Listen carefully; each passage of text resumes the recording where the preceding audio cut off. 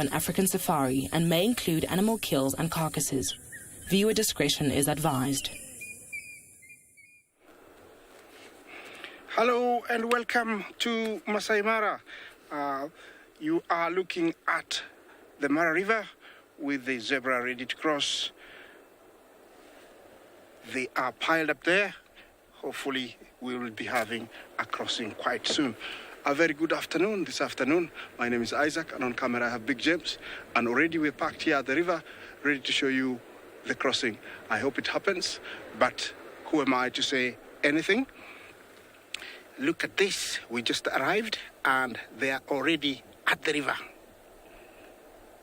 Remember, when it gets to this, it doesn't mean that they will cross. We saw one jump in and then jump out.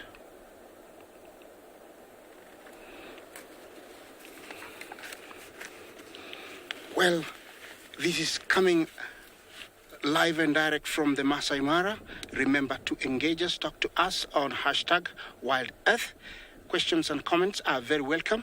It is very exciting because we have been waiting to show you this live coverage for the last 5 days, but it hasn't happened. But who am I to say anything? This could be it, guys. So hold back, sit back, enjoy. All the zebras there.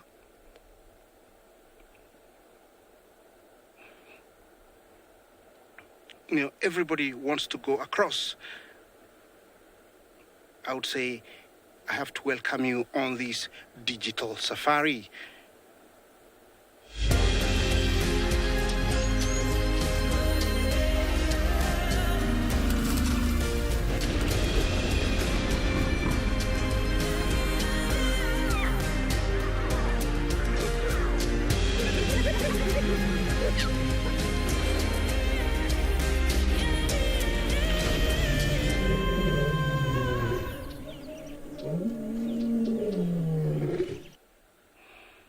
Yes, welcome back.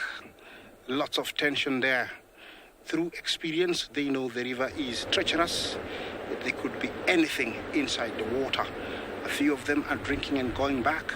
We have seen 2 jump in and jump out.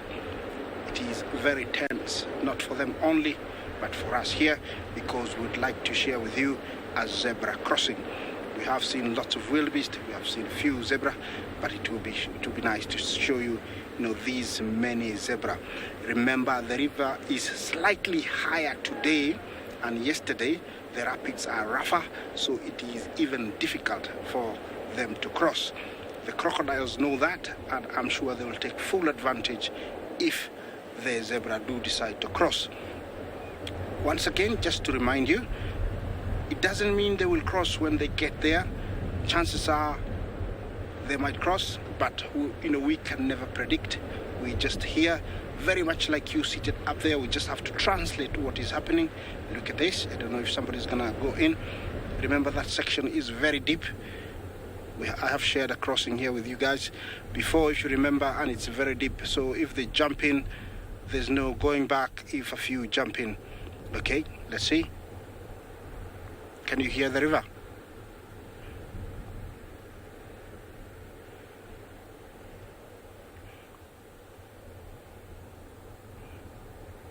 Yes, it's roaring. The rapids are rougher. Remember, we do come here, wait, and hopefully they go through. But we can never judge when it's going to happen. All we can do is sit here and hope they cross. That is a better place for them to cross. Although the river is higher, it's not as deep. They were not here this morning. There were only a handful. There were like 15.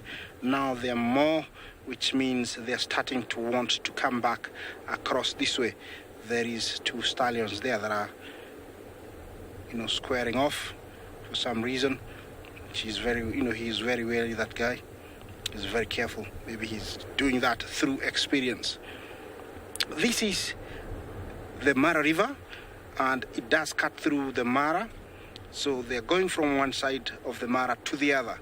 They are not crossing to Tanzania like many people think. it does cut through the Mara, so they're just crossing from one side of the Mara to the other. And if they do come across to where I am, definitely they will have to cross again further down to get into the Serengeti in Tanzania. I'm staking out this spot, so don't you worry. If something happens, definitely I will be glad to share it with you.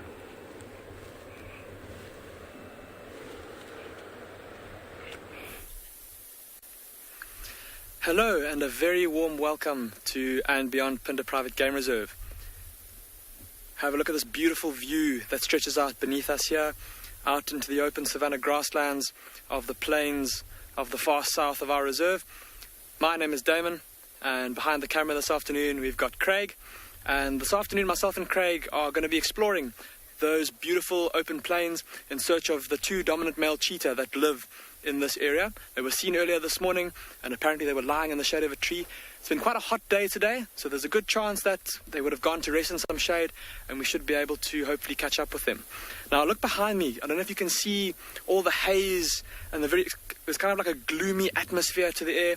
There's the smoke from a far away fire that's drifting through, as well as the gloom of what appears to be an approaching thunderstorm coming from the southwest. You can hear the odd rumble of thunder, and there's quite a strong breeze that's picking up, so very ominous feel to the air, but a very exciting afternoon ahead of us. So, there we go. I don't know if you heard that, bit of a rumble of thunder. An absolutely magnificent view, and we're actually coming to you from the top of one of the mountains that starts the Ubombo Mountains. And from here, myself and Craig are going to drive down into those open plains to go see if we can find those cheetah.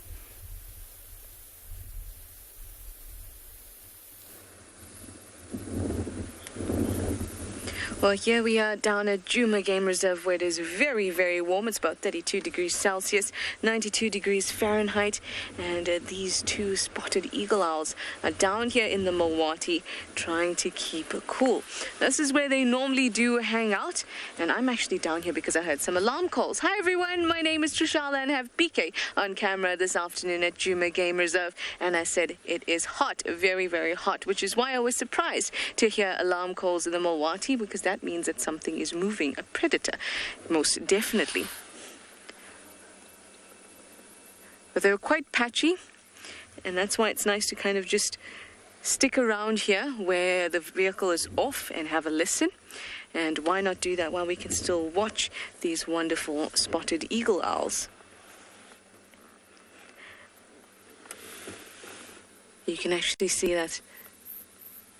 Oh, so robotic in their movements. Their eyes are just so gorgeous.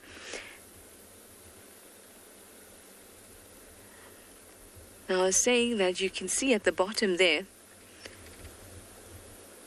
the one that's at the bottom almost looks like it's sitting on something. I'm so tempted to say she. It's very difficult to tell the sexes apart. But I almost want to say she because it looks like she's sitting on something, or it's sitting on something rather. Perhaps it is a nest. That would just be wonderful. Like I said, sexes are hard to tell apart. The males are just slightly larger than the females. They're both about 700 grams, under a kg most definitely. And the peak time for their egg laying is between August and October, the time that we are in right now. So this would be very, very exciting. But like I said, I do want to follow up and keep on going south in the Mawati, just in case there is a predator on the move. I did see an elephant in the Mawati, as well as some other impala that were not reacting. So perhaps there were just some males having some fun. Either way, we've got to check it out, because these clues are what lead us to those special predator sightings. Not that these are unspecial. These are spectacular too, and so special to see it during the day. But I'm going to head on out now and have a look for a predator.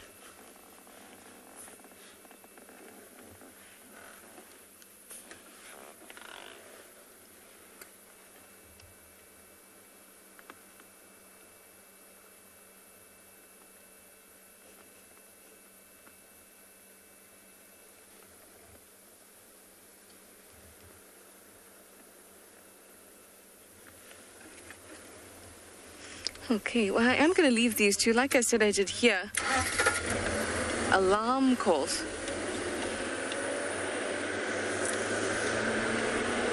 They were kind of half-hearted, but it's always worth following up. This is going to lead us south and towards Twin Dams anyway.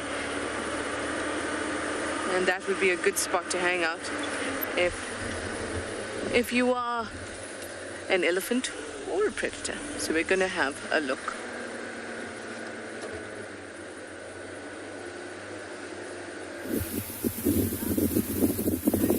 Good afternoon, everybody. Welcome to Djuma. A very windy but sunny day here in Djuma Private Game Reserve, where my name is Steve, joined by Theo and camera, and you are with us in the ad break. So I'm not going to tell you too much about what's going on over here. We've got about 40 seconds before we discuss all that. But isn't this a wonderful tree? Up you go. Have a look at that. Beautiful. It's actually flowering. Can you see the flowers there?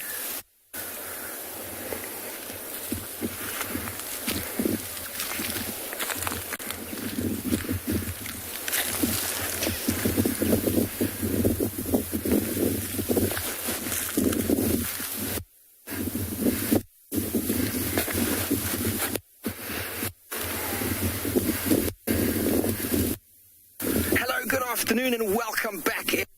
Welcome to Djuma Private Game in Sabi Sands, where you're joined by myself.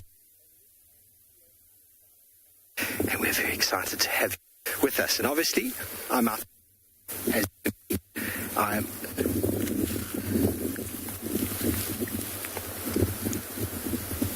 Sorry about that, having a few audio issues. It is the wind. It is blowing the signal from where I'm standing. Let me come a bit closer.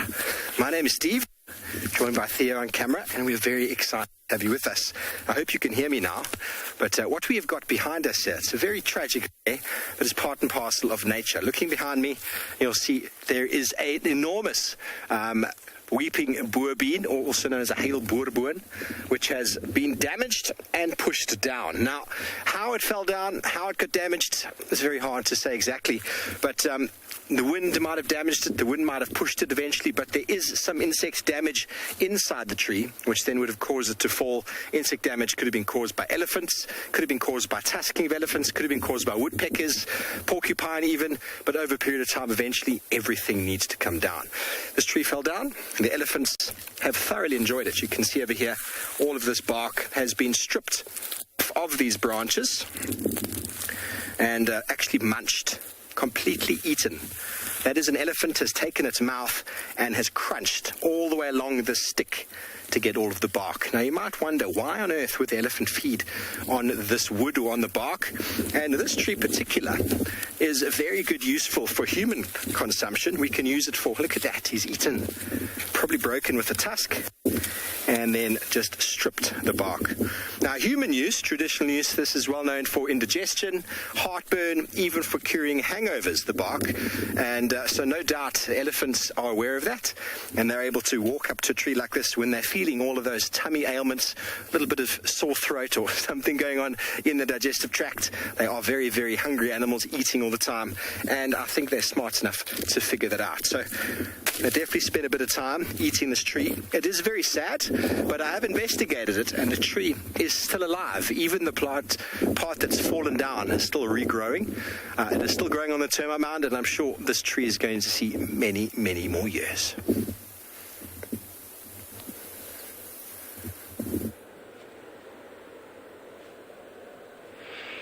Well, welcome back to the river in Masai Mara. And the same thing has been happening. They have been coming down, putting a leg or two, and then turning back. Looks like the mission here is to cross, but they haven't yet found a leader. They are milling around, going back, coming in. These are many dazzles forming one big dazzle, and the aim is to cross to this side. I don't know if they notice that the river is higher, and that's why it's taking longer, and that's why each one of them that goes in turns back. We haven't shown you that, but that's what has happened. But definitely the aim here is to go across or come across to where I am. Remember, these are some of the migrating animals. This time of the year, we do experience a huge migration of wildebeest, zebra, topi, Thompson's gazelle, eland, and even nomadic lions and leopards and hyenas. When this happens, about 3 million animals make a journey from the southern Serengeti all the way to the Masai Mara.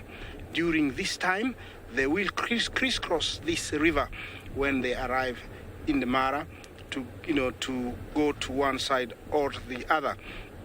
And this is what is happening right now.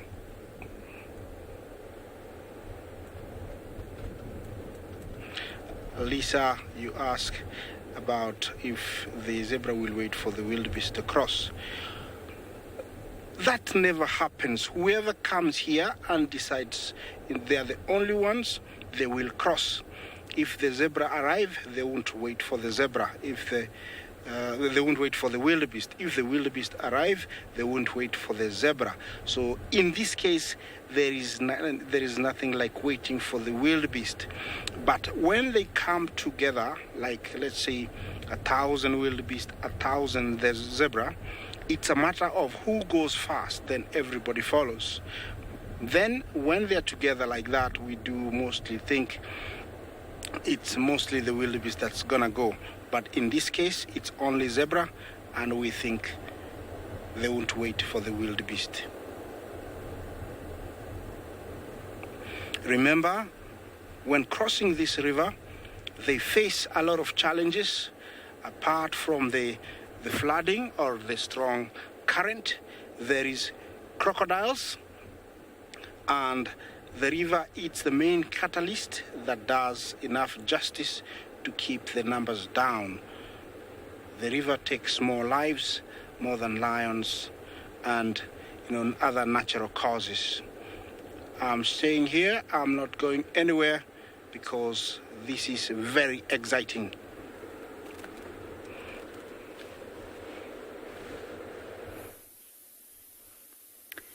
And a warm welcome to all our viewers at andBeyond Ngala this afternoon, where we have a hooded vulture in a marula tree. It's been an exceptionally hot day here. It's a bit humid and also very dusty in the atmosphere. And then underneath in the road, we have some lions. And as we can see, there's not too much happening at this point.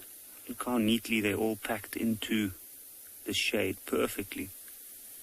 That one even managed to move its head to have a bit of a lick at its shoulder. Now, myself, I'm Yapi, and behind the camera we have Gert. And this afternoon we thought we'd come back here. We heard that they had the lions here this morning. So we decided to come and have a look to see what they're doing. But since it was such a warm afternoon, you can see that's about the most movement we've seen over the past 15 minutes. And he's literally just repositioning. There's more lions where he is. You can see there's a bit of head rubbing going on, and he's going to flop down. There we go. And I think we'll sit a little while longer, see what these lions do.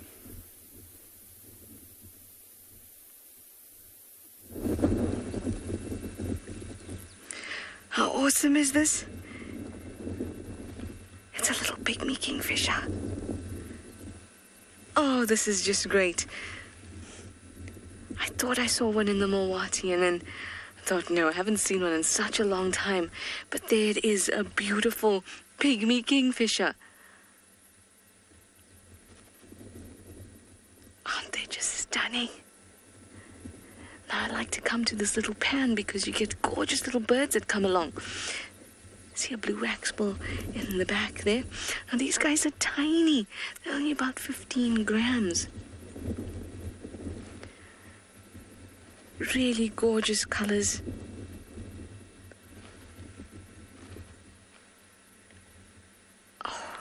just wonderful. Now, they like insects, so that's why they're hanging around here in other arthropods. You're going to see them look for crabs and frogs, little things that will hang around in a pan like this that is a little bit algae-ish. The water's quite still. Oh, that is such a gem of a find. So you see, this type of pond is just great for birds that are looking for little arthropods.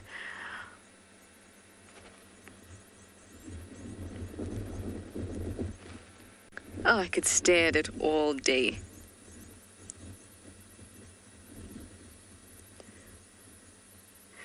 I think this is the first one we've seen for this season, which is awesome. So they move around in Africa, and they're generally present from September, October. So this is our first one that has arrived. Well done, thank you. And now it just has to battle the winds of the end of August. And then I'm sure we're going to see many more and other special birds at this lovely little pan as well. I'm going to stick around here and see what else shows up.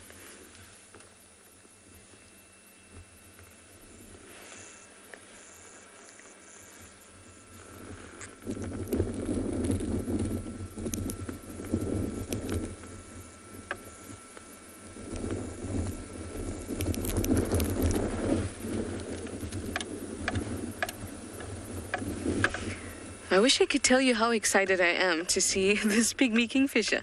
So excited. I'm sure some of you are too. Ah! Where did you go? Ah, it's still here.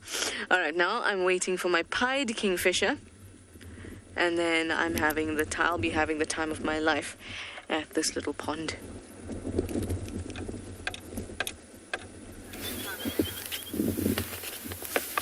Nice one, Trish. How awesome is that? Don't get to see Pygmy Kingfishers all the time, and we've got a bird that is regarded as probably the most common bird of prey in the southern hemisphere, or in southern Africa anyway. This is a black-shouldered kite. I can't say I've seen many of them in Djuma, to be honest. This is probably the first one I can recall seeing in Djuma, although they're extremely common in the savannah and in southern Africa. Look at that red eye. And the reason I saw it was there were a few birds hanging around looking a little bit angry with life. Two starlings and a fork-tailed drongo. And I always have a look around, have a look at how camouflaged he is, although they're not the most camouflaged of birds. It's quite low down, probably been mobbed a little bit. These guys are very good at catching rodents, very good at hovering, seemingly hovering, using wind currents to hang above the ground. If you've ever spent any time driving through South Africa, through any of the maize and cornfield areas, open grassland areas, you'll have seen many of these birds just hanging around.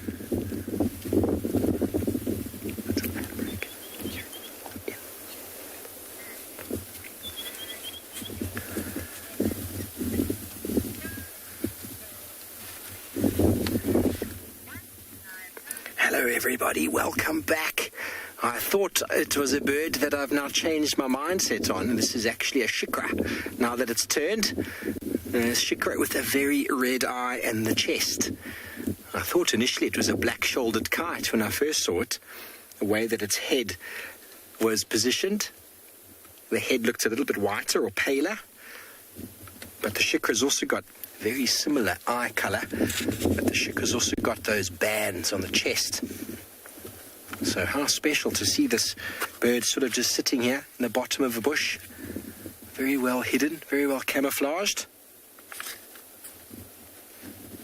It's not designed for camouflage. These guys are designed for speed and for catching. They'll often sit perched, waiting for something to move, and then they'll pursue it. And we'll spend a moment with this shikra and see what it gets up to.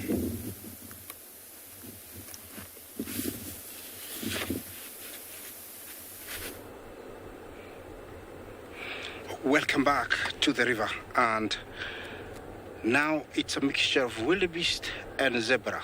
The wildebeest have arrived and looks like they mean business. Look at that. They just arrived from the horizon and they're really going for it. Guys, it's really a good number.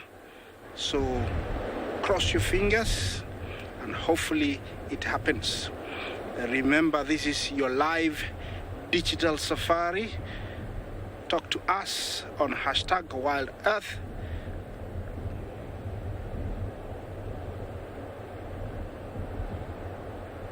Shavi, you ask if there are fewer crocodiles in rough waters. Definitely yes, because it's not a very good place to swim. That is very true. You can also watch this on a live stream YouTube, WildEarth.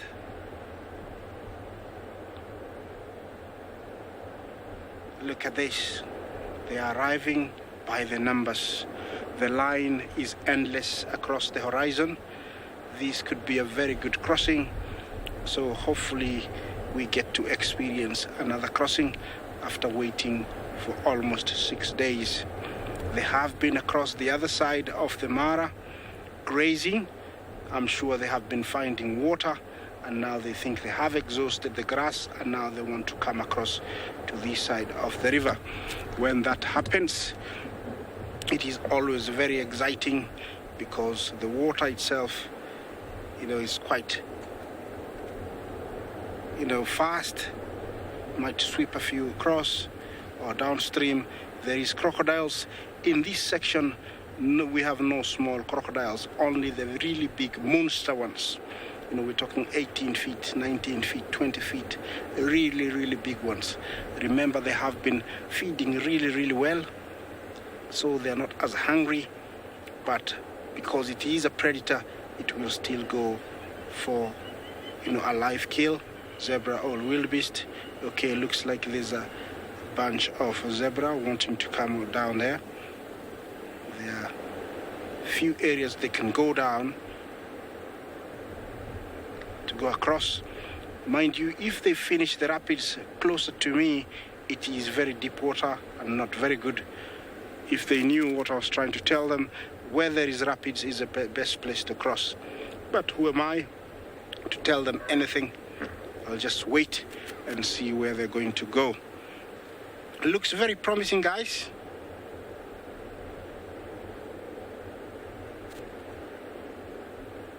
A lot of discussion there. Is it the best place to cross? No, let's go further up. Is it the best place to cross here? Yeah, I think so. Another one says no, so they move up, they come down, but eventually they will have to cross.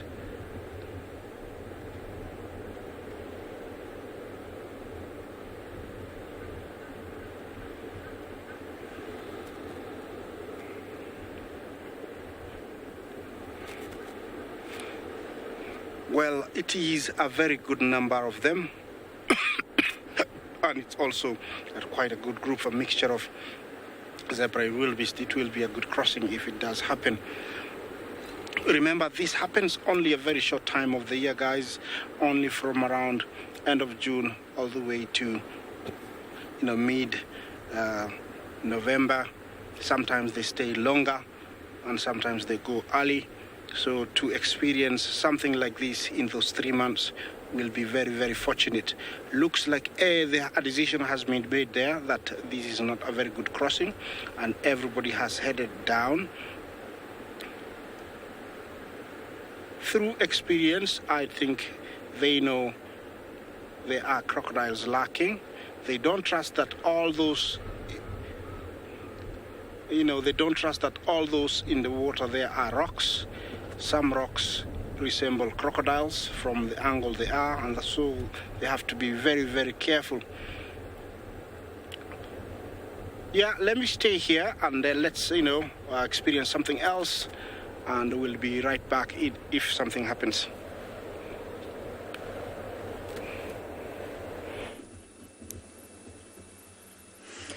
Okay, guys, I've had a good look. This is actually a Malachite Kingfisher, which is even better, might I add, because this is the first Malachite Kingfisher that I have seen on Djuma. I've seen a Pygmy Kingfisher before, and this is the first Malachite Kingfisher that I've seen. It's quite difficult to tell the difference, but if we have a look at the eye, and we're at the end of our lens, it'll be a little bit difficult, but the Pygmy Kingfisher has quite a substantial band around its eye of orange, and you can see between the eye and the head over here there's no band of orange. It's just that lovely iridescent crown, which is malachite-ish in color. If you know the stone of malachite, it's a greeny stone, and you can see there's no kind of orange eyebrow. So it most definitely is a Malachite Kingfisher. And like I said, that's even more special. Rosalind, you'd like to know which is the smallest Kingfisher that we get. Well, the Pygmy Kingfisher would be the smallest one. That one's about 15 grams, like we said earlier. And this one is 17 grams. So the Pygmy is the smallest one that we get around here. You can actually see that this one is a juvenile, or at least coming into adulthood, because it's got a little black at the end of its bill. Can you see that? So it is a juvenile. Now, given that it's a Malachite Kingfisher and not a Pygmy Kingfisher, it is not an intra-African migrant. So they're residents, but we don't see them very often on Djuma at all. Like I said, in the 2 years that I've been here, this is the first Malachite Kingfisher that I am seeing.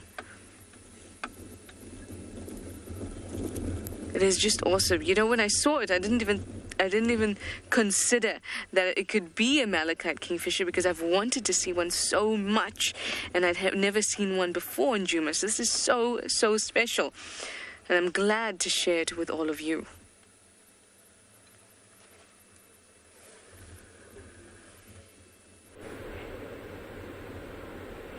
Okay, welcome back again, and now we have a few in the water. Only drinking at the moment, but I don't know if they're going to take that, final step and start going across. It is very unpredictable, even in this situation where they're only drinking. They might decide to drink and come back. Further up there, I have some wildebeest deciding to get back. They were really close, but they're deciding to go back. I don't know if they'll come here.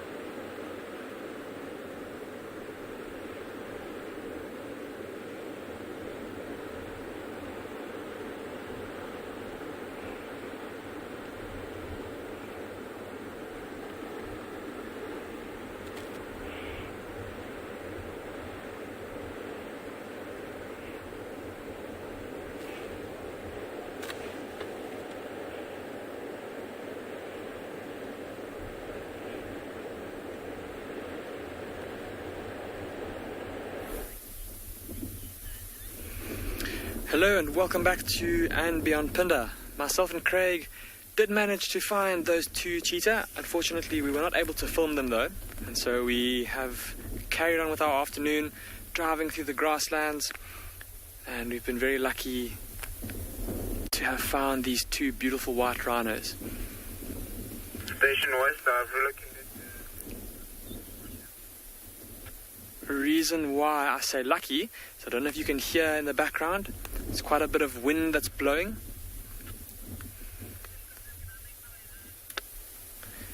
And with that wind, often because rhinos rely so much on their hearing and on their sense of smell, and the wind of course blows scents around and makes things difficult to hear, they can often be quite nervous, and often if the wind is blowing very hard like this, they'll go and hide in thickets to try and get out of the wind a little bit, make use of the bushes as kind of windbreaks.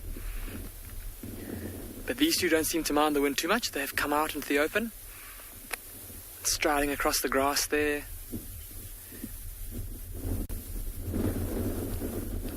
Oh, and it seems like both of them have decided that it's time to move.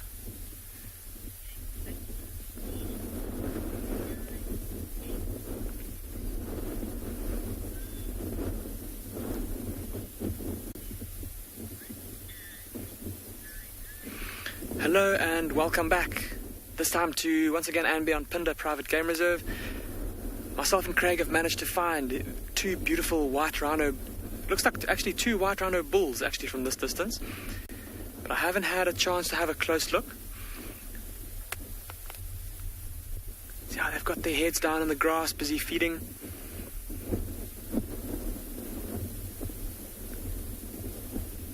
Look at how often that rhino lifts its head and swivels its ears around, just listening. See how it stops quite frequently to look around. I was just saying a little bit earlier, I mentioned that the wind has been blowing quite a bit here. There seems to be an approaching storm, and that's making these rhinos a little bit uneasy, just because of the fact that there's smells being blown around all over the place, and the wind is maybe concealing sounds, making the grass rustle, so they can't hear so well. But have a look at how red that rhino is. Prasanna, you are apparently asking how the wind will affect the rhinos. Prasanna, so because rhinos rely very much on their sense of smell, very much on their sense of hearing, with very big ears, very big nostrils, but then pretty small eyes. So it's their hearing and their smell that they rely on more to detect other rhinos or the presence of danger or anything untoward. And so when the wind is blowing very strongly like it is now, like I said, the smells get kind of wafted around, and they can't necessarily determine which direction the smell is coming from as easily, and they also can't hear sounds as well as they normally would, and they can't pinpoint sometimes where the sounds are coming from. So it does often make them a little bit jittery, a little bit nervous. I can assure you that it's not us that's making them nervous. The wind is blowing from them to us, and at this distance they probably can't see us here, and we're being pretty quiet, so I doubt they can hear us. And of course they won't be able to smell us because we're downwind. But I was saying, look at how dark and almost reddish brown this rhino is. Almost the same color as the soil here. And so I think he's had a good mud wallow this afternoon. I mentioned earlier it's been quite a hot day, and this rhino would have gone and rolled around in the mud to cool himself off. Now the wind, of course, blowing onto his body, drying that mud slowly. And he would have no doubt, once he was out of that mud wallow, gone and rubbed himself on a stick or a stump or a rock to help him to get rid of parasites.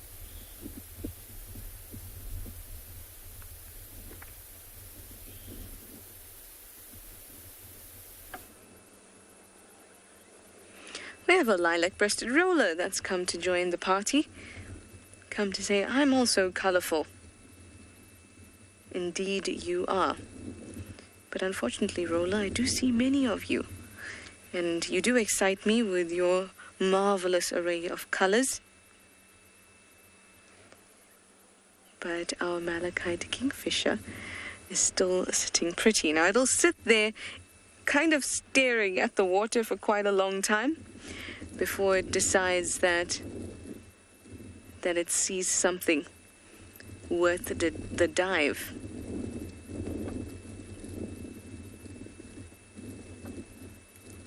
I'm sitting here hoping that we'll get to see it.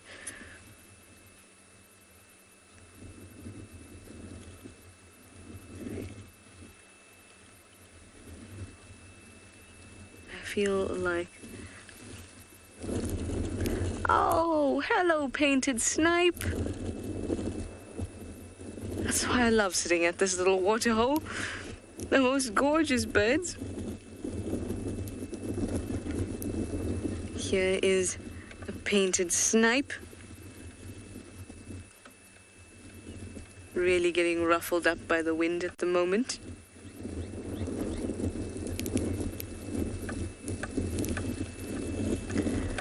You just saw it wading through the water, moving its legs around, walking very carefully. Trying to free up any of the worms and insects that may be in the water there, so it can gobble them up. Perhaps that's why the Malachite Kingfisher is sitting there and watching the snipe, looking for any prey of its own also.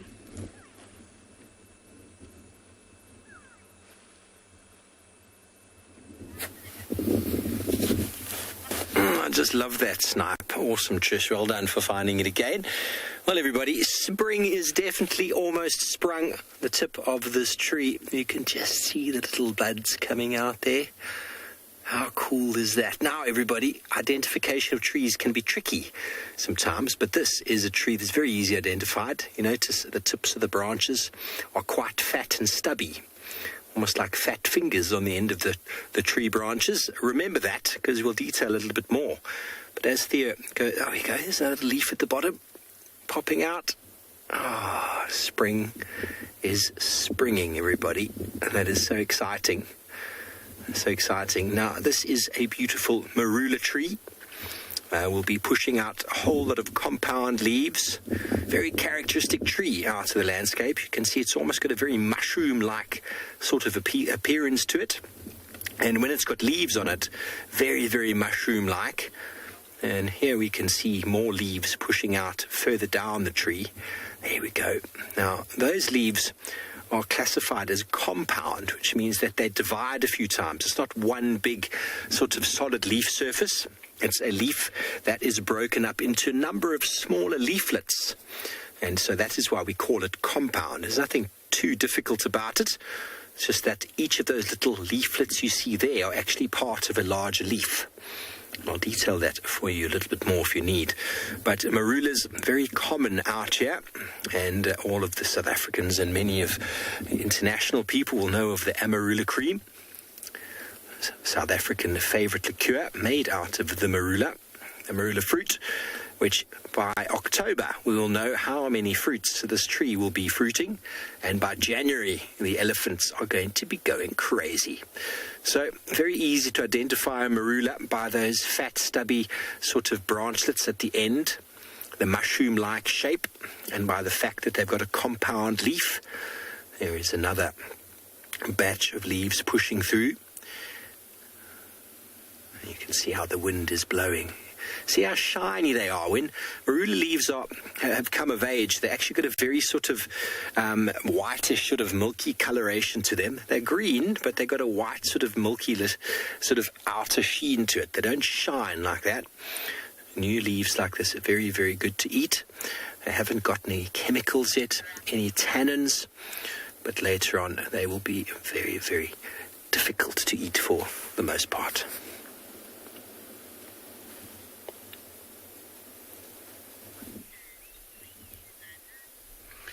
These two white rhinos are still slowly feeding their way through the scrub here and still being as alert as ever.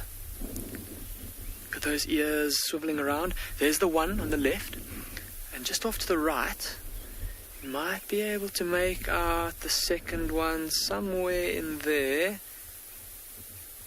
There we are. There's that very dark brownish red colour, and those ears. Look at how they rotate independently of each other, almost like a chameleon's eyes.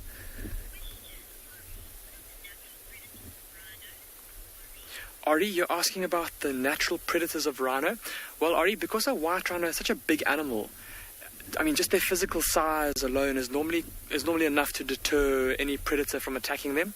Of course, they also have those formidable horns. These here, having been dehorned, don't have as formidable of a horn. But obviously that's still a factor. So most predators will normally leave them alone.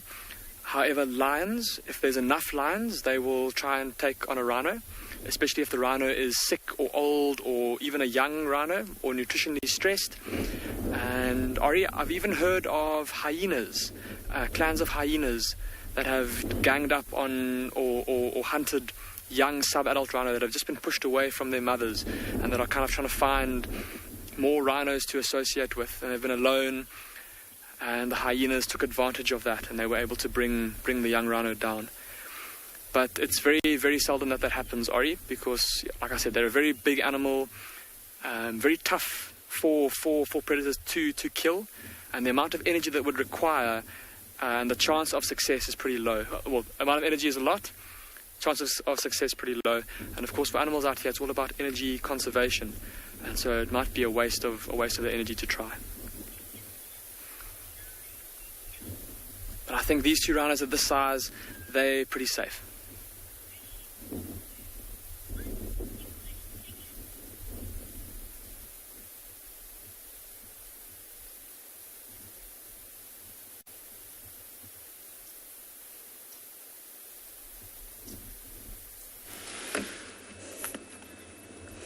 And here we have a woolly-necked stork. It's been a great little birding area here today. I cannot tell you how excited I am to see the Malachite Kingfisher. If I could just explain, I've seen that Kingfisher on the cover of so many books of mine, from childhood to now, and I had never seen one in the wild, let alone at Djuma. Never, always on books. And this woolly-necked stork, I see them quite often because they like to hang out in KZN. And we have a very, very close encounter happening here, guys.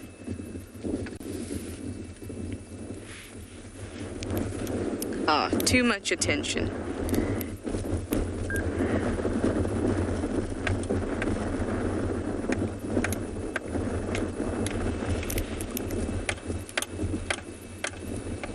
Yeah, my key's actually swinging in the wind.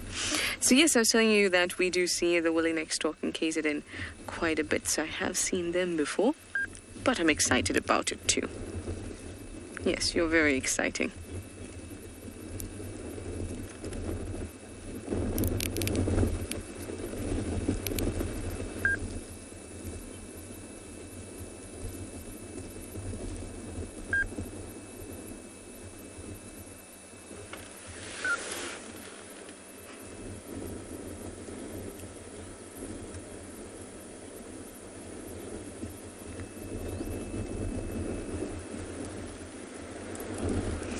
The birding today has been spectacular. Here's the woolly-necked stork. On the other side of the dam wall, we had the Malachite Kingfisher and the painted snipe on the southern side of the dam wall, and here on the northern side is a woolly-necked stork. Now, lots of you who live in KZN would see them quite a lot, especially when you go to any kind of natural area, like the wetlands or mangroves, estuaries. You'll see woolly-necked storks. I remember seeing them growing up. And here's one all the way in Djuma. We don't see them too often, but I'm certainly glad to share this one with all of you.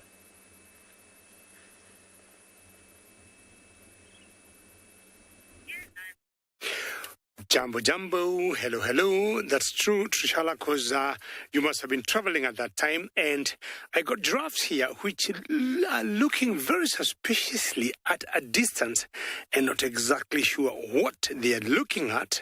And as they'll be finding out what they'll be looking at, I first want to introduce myself. And my name is David, and with me in the camera receptor is Bungay.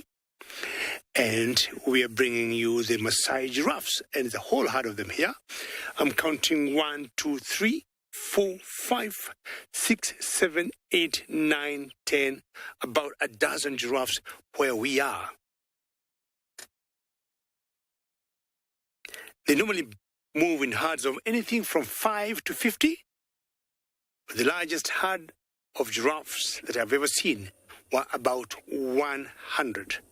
But that's a long time ago. Hello, giraffe. One big advantage they got, they can reach any top bush they want to feed on. And to all of you, I'm giving you jumbo back. Many thanks to hear your jumbos, or from wherever you are in the world. And we all know giraffes are browsers. So once in a while you see them go that low. They'll not get any grass, but there's certain small little bushes or vegetation they love. And ideally what they're doing there, they're just picking the soft leaves. We have seen them sometimes using their lips, which are prehensile, to pick leaves out of the bushes, just like the black rhinos, which are also browsers. Quite an angle they go when you see them going lower than what they normally eat because of their long necks.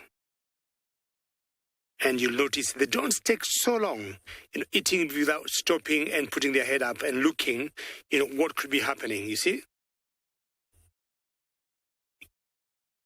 But I'm imagining if the bush was quite tall, maybe the same height like the giraffe, they could keep eating for a longer time, because the only thing she may want to do is just to swing her head left or right to see whether there's any concern of any danger.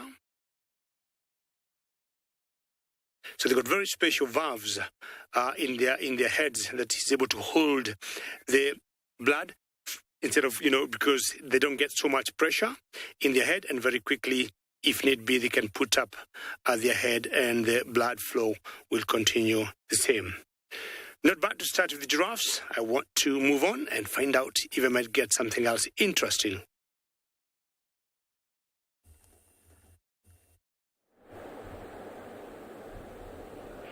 Well, welcome back to the river, and now I have only a handful of wildebeest that are interested in coming my way. Big percentage of the big herd we saw earlier has headed out, but I'm not leaving this position because it's not always when they give you an indication that they're heading away that they go away. They always turn back. It's like they're also watching me and to see my behavior, if I'm gonna give up and go, and then they come back. Like you can see, most of these guys had headed out and they have stopped and looking back. They are thinking, what are we doing? He's not going anywhere, so do we go back and cross or not? The last few are leaving. Mind you, it doesn't mean that they are gone. So don't panic, don't give up, stay positive. This is life. This is happening now in the beautiful Masai Mara in Kenya. Let's see what's going to happen.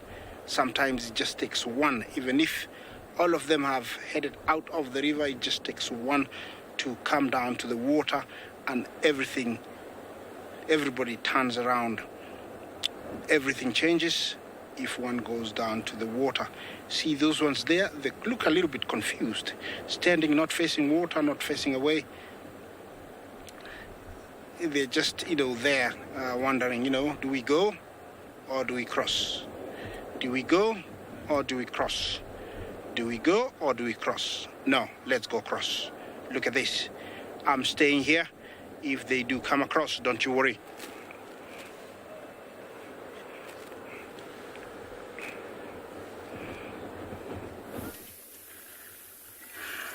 Thanks, Isaac. I know exactly how it feels. I spent an entire month in the Mara last year, sitting at those crossings all day, waiting for them to go, waiting for them to cross. And you're back with us here, live in Djuma, in the Sabi Sands, everybody, where this poor little giraffe was coming down to drink. Not a little giraffe, that is, quite a big fellow.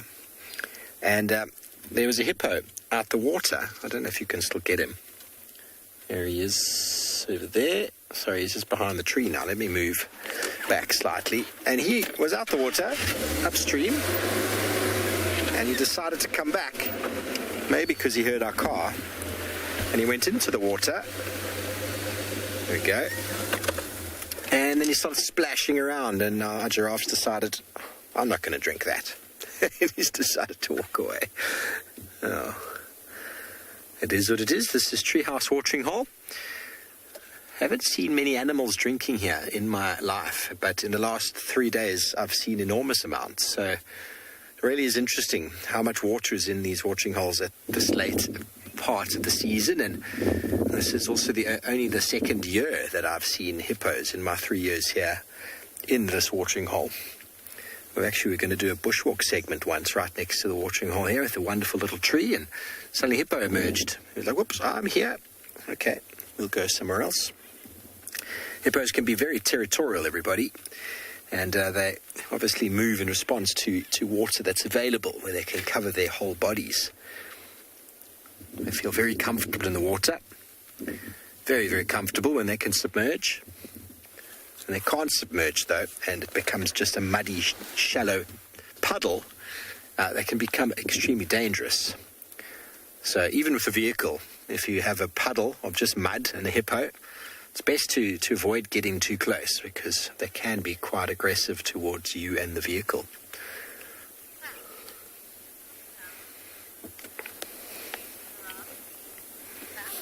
Spas has been sort of possible. You want to know if a crocodile would attack a giraffe? I think anything's possible. You know, a big male crocodile, the heaviest I've ever heard of, is about 1,000 kilograms. And average big male giraffe is 1,500. So a small giraffe, could get attacked by a crocodile. They do spend enough time staring at the water waiting to drink that would give the crocodile plenty of time to work towards that. But I've never seen it. I've never heard of a giraffe being killed by a crocodile, but that's not to say it hasn't happened.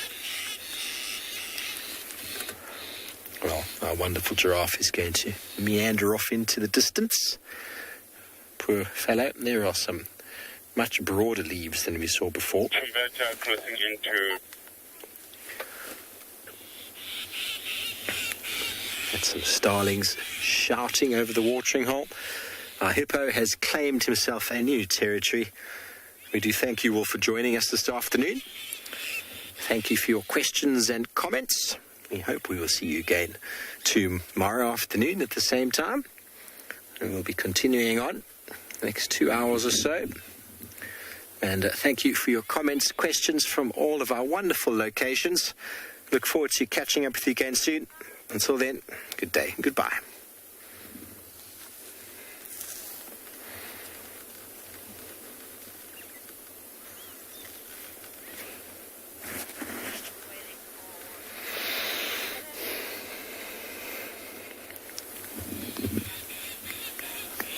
Good afternoon, everybody. Welcome to the Sunset Safari, coming to you live from Treehouse Watering Hole with a grumpy hippo who just splashed around and chased away our giraffe. My name is Steve, joined by Theo. Very excited, as always, to have you with us on the live safari, and questions, comments are most welcome. Send them through #WildEarth. Throw them in on the YouTube chat stream. Alternatively, if Twitch is your method of communication, please go ahead and do that. And kids' questions, the entire 2 hours, please send them through to kidsequestions@wildearth.tv. At least our hippo is not alone anymore. He's got a friend who's going to give him a little bit of a grooming.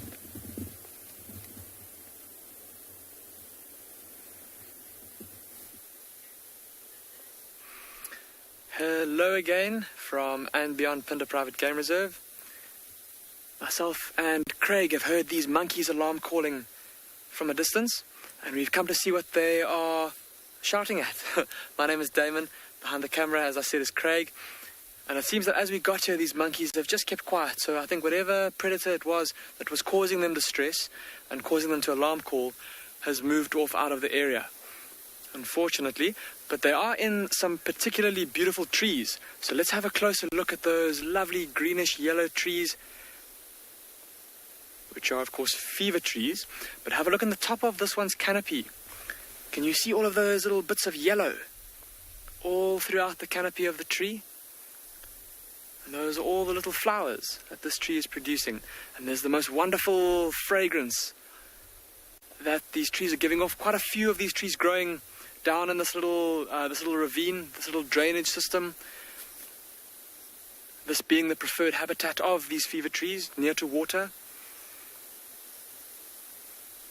And all that's beautiful scent getting trapped down there in the bottom of that dip.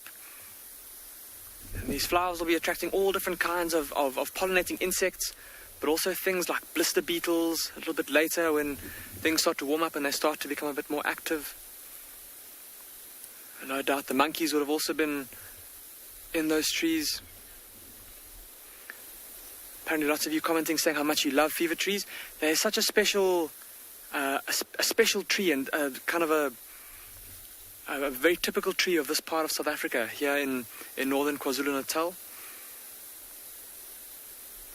And we just heard it sounded like a tawny eagle calling off in the distance. So I wonder if that isn't maybe what the monkeys were alarm calling at. I don't know if you can hear the rumbling thunder also behind me. Looks like there's a big lightning storm moving in. Myself and Craig are going to keep on moving, and we're going to see what else we can find for you this afternoon.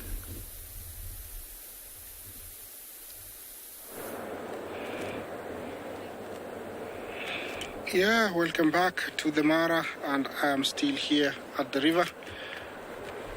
They keep teasing us like they want to cross, and then they change their mind and they want to go out into the plains, and they leave the river completely, then turn around. This is the games they play when at the crossing. Sometimes, like I've said before, it takes very few minutes for them to gather the courage to go across, and sometimes it takes very long. You always have to appreciate, those documentaries you see before of them, showing you them coming and just going across. This is happening in real time. This is live, so we haven't edited anything. This is what is happening right now in the Masai Mara. This is your live safari. If you want to talk to us, #WildEarth is the place. You can also watch this on YouTube live stream. They want to cross the Mara River. This is a decision that has to be made, and it is a very serious one. The river is not a walk in the park. It's full of crocodiles and many obstacles like rocks. So, through experience, some of these wildebeest and zebra know that they won't just, it won't just be easy going across. Mind you, the river is slightly, higher today. You can tell by the rapids, you can tell by the sounds. So, they're being very, very careful. During the migration, they do. Yeah, Michelle, thank you for your question. You ask if we see any crocodiles from where we are. Of course, there are a few. James will be showing you some crocodiles. I did see one not very far from the far left wildebeest. He's on that, among those rocks there. But he went in. We'll be sharing that with you. He's somewhere there. He disappeared. We don't see any close by here, but definitely they are there. I did see one and disappeared, but at the moment we don't see. Okay, guys, I don't know if it's going to happen. Cross your fingers. But definitely, if it does happen, we'll see some crocs. I think I can point out one, but it's very well camouflaged in the water and rocks. That zebra really wanted to go. She's confused now.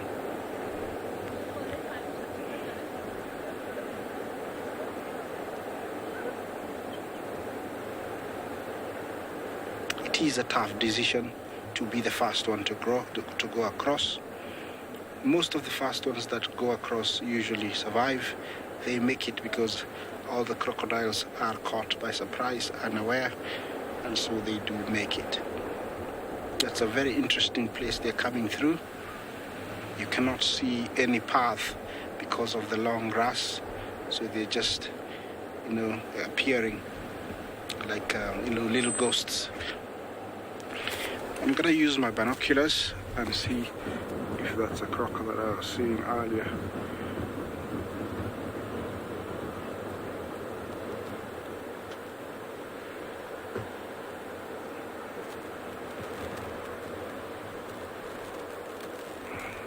Susan, thank you for your comment.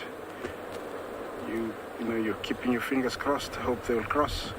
Thank you for it very much for your positive attitude. Yeah, they will cross.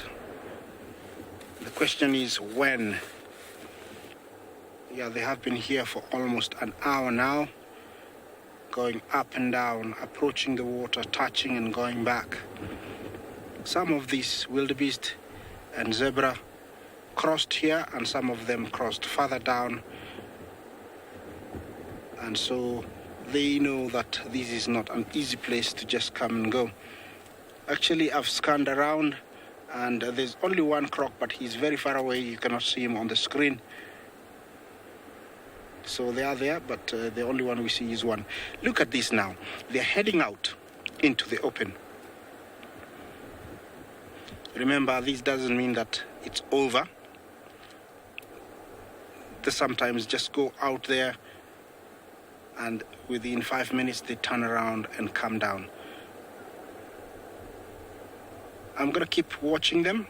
Hopefully they decide to come across before it's dark.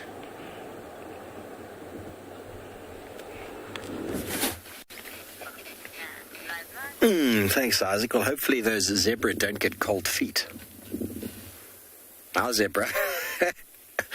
Our zebra are slowly making their way down to the water as well. Here on the other side of Treehouse. We're hoping they're going to come down anyway. I had a magical sighting yesterday afternoon about the same time with herd of zebra, a massive herd of impala and kudu, all coming down here to drink. So maybe like the giraffe, they were walking away. Hopefully they'll come down. Now, Trishana's told me she's been seeing some birds of prey in this area that she hasn't been able to identify. So I'm just having a look around. I just saw an African Harrier hawk flying away there. So by the description, I'm not able to figure out either. But I'm almost thinking it is an African Harrier hawk that she's been looking at. Not this starling that we see here, wonderful starling, making so much noise, the Burchell's starling. A pair of binoculars, everybody. Some snacks and something to drink, something cold to drink. Parking out at a watering hole. That's my happy place right there. Hey, Theo. Theo's happy place as well as the hippos.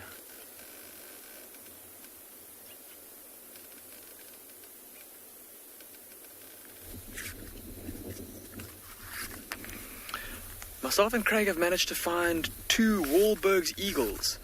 Now, I'm not sure that I doubt that these are what those monkeys were alarm calling at, seeing as the Wahlberg's eagle is a little bit too small to really trouble something as large as a monkey. But it is exciting nonetheless to see these 2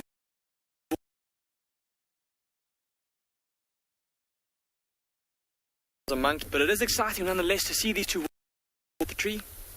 There it goes. See, now, once that eagle did that, if those monkeys had seen if the monkeys had seen a crowned eagle or a martialed eagle doing that, they definitely would have started to alarm call. So that tells us for sure that it wasn't those Wahlberg's eagles that the monkeys were alarm calling at. But as I was saying, so migratory eagles that have just come back from spending the austral winter up in North Africa, in the band of Sahara. The band of Savannah below the Sahara Desert, known as the Sahel, kind of from Cameroon across to the Sudan, Niger, and yeah, very exciting to see them back. Some of the first migratory birds of prey that we've seen back here at andBeyond Phinda. We've seen some yellow-billed kites in the last few weeks. But Steve was just saying, very important to have a good pair of binoculars with you, and that's especially important when it comes to identifying brown birds of prey, seeing as there's quite a few that can get relatively easily confused. And so I'd just like to show you in the bird book quickly just 2 of those, or 3 of those species that get pretty easily confused here in Southern Africa. So here is a picture of the Wahlberg's eagle. And I think these are the color morphs that we're looking at now, these very dark birds. See kind of 3 different color morphs that we see: a lighter brown, a darker brown, and then this very pale morph over here. They are, of course, all the same species though. So here, look at this Wahlberg's eagle up here at the top. Look at that crest at the back. There's quite a sharp crest to the back of the head with a little tuft on the top there. And that's quite a defining feature of the Wahlberg's eagle while it's perched. Another very important feature, I don't know if you saw when that one flew, is the tail. It's got a very narrow tail. Look at how thin that tail is. And those are both very distinctive features. Now, a bird that might get confused, or you might get confused with, in terms of the Wahlberg's eagle, is the lesser spotted eagle over here. It's quite a similarly sized bird, also a migratory eagle that comes down here to southern Africa, but not to breed, just to feed. And then by contrast, look at the back of the head. See, there isn't that same crest.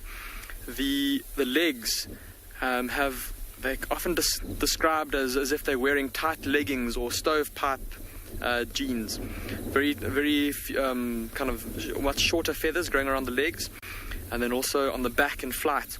See how that tail is much more fanned out, and there's a little white V on the rump. And those are pretty much the two kind of brown eagles that are very easily confused with each other, just because they're both a similar size and they're both migratories. They both arrived back in South Africa around a similar time. There's a whole bunch of birds that have started to fly around. Now there's a woolly-necked stork that's just flying overhead there.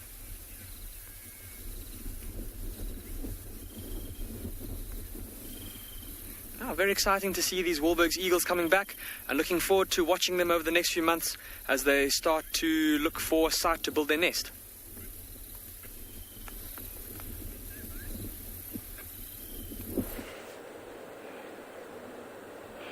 Welcome back, guys, and what good timing, just you on time to see that wildebeest come down.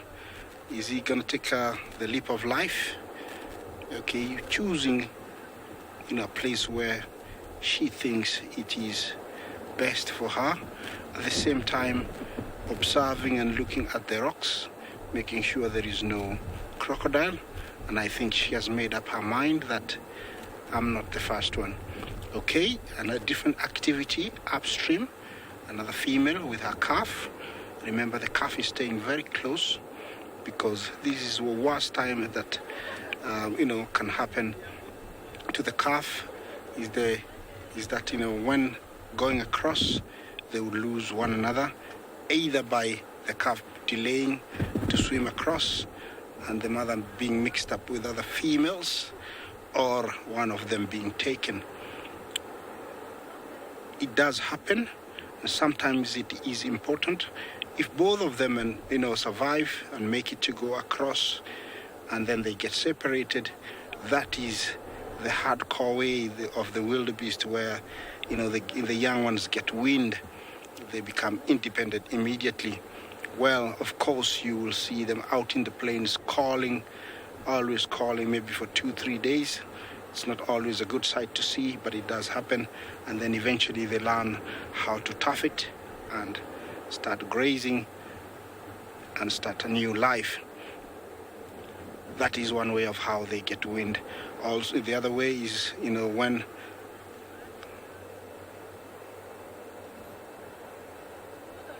Shizzle, do you ask about the smell along the river? Where I am, there is no smell. It's just very beautiful breeze and very fresh air. No smell at all. All the carcasses have been washed downstream, so it's a very fresh smell here, no particular smell. Okay, looks like more appearing, but nobody really want to take that fast leap. The pressure is growing because there is more and more coming from behind, and so I don't know when it's gonna happen, but it looks very promising. Look at this, they're coming more and more. These young ones, you see them following their mothers, were born in February, March, and most of them are making their first migration, and probably maybe even their first crossing. Look at this, they're coming in larger numbers. Remember, they were here, they decided to head out, and then they've turned back. Maybe they realize the next crossing is farther away, and they don't need to waste time, they need to come and go across. But this is what they do. All we do is park here, and hopefully, they will go across. Over there, we have a different herd of zebra that has decided to go right. There is a crossing on that side. So now we have two potential crossing waiting to happen. But if they do cross on the first crossing that we were looking at, everybody will turn back and come, this way. I'm hoping that happens, because if they do go where those zebras are going, it's a difficult spot to park for a good view. So let's hope they cross here. Okay, what's happening?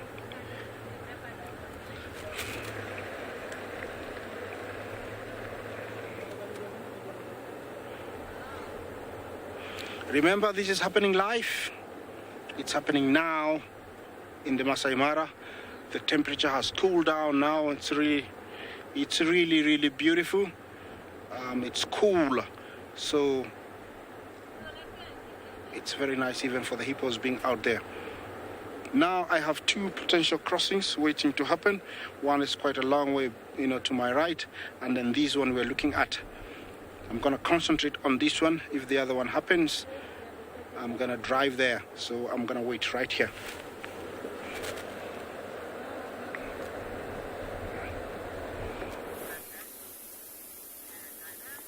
Welcome back to Djuma, everybody.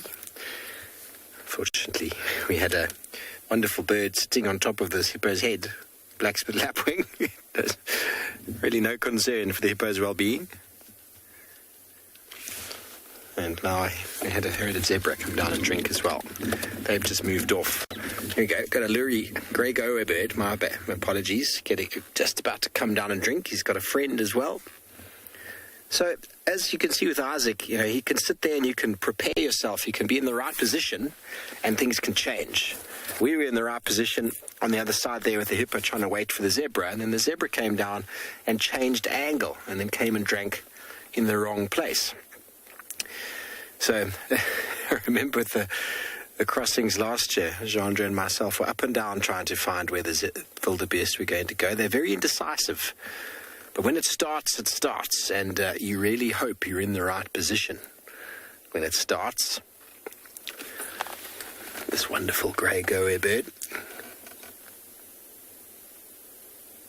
So peaceful, having a drink.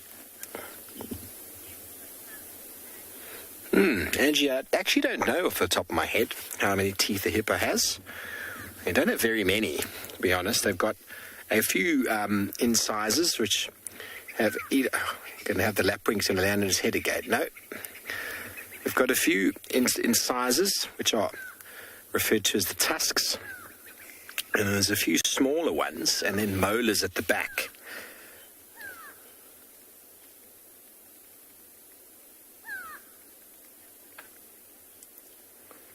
Wow. So Kirsty's just told me that hippo have up to 40 teeth. So 36 teeth, includes a canine, and 2 incisors, premolars, and 3 premolars and 3 molars on each side.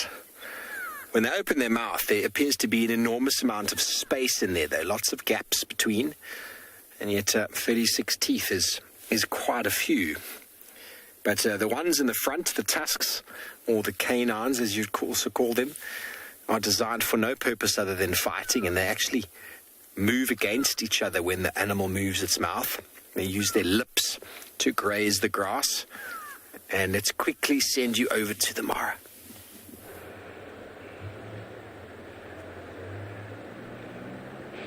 Welcome back, guys, and it has happened in the crossing downstream. The zebras have gone across. They have decided to be the leaders. Those ones have stopped. They're watching the others. If they're gonna succeed, they have decided to go back. Yes, about 5 crossed, and everybody else has gone back. who am I to say anything? They might come back. You see there's a crocodile on to the right of the screen. He's heading back. I think that's what spooked the zebras. Are they gonna come back? They're coming back in full force now. There we go. There they come. Are we gonna go?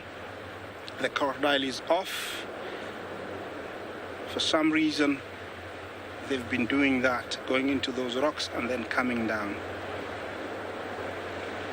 Okay, I don't know what is the strategy here, but that one, is she gonna go? Are you gonna go, zebra? I don't know what exactly is happening. They're going back to the rocks, but it's a matter of one just taking the leap and then everybody will go. They will come back because there's no other way apart from coming down where you see. Let's see what's gonna happen. Remember, this is live. It's happening now in Masai Mara. We're just about to witness another great crossing. A few did cross, and those ones are, we're hoping they're going to cross. For some reason, they've gone into the trees. Are they gonna come down?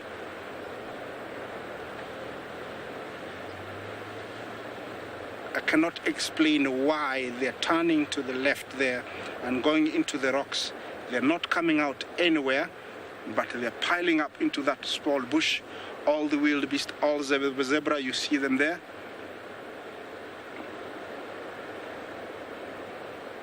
Anytime they'll come out off to the right, we'll share that. They're inching in, slowly.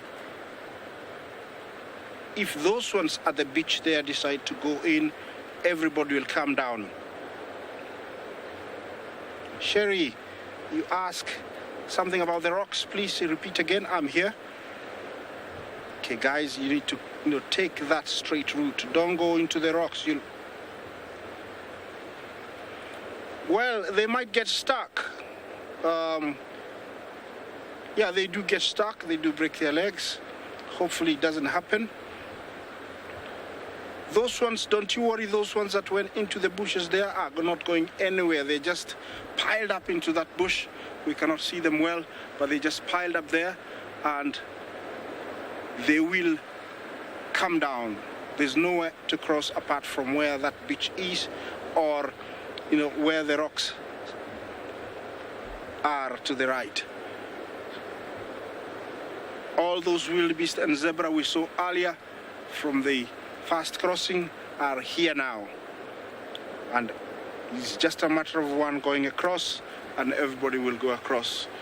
About 5 of them did cross, and I think the one that decided to stop has crossed before and it's very experienced, and so it decided, okay, I don't think it's safe, so I'm not crossing.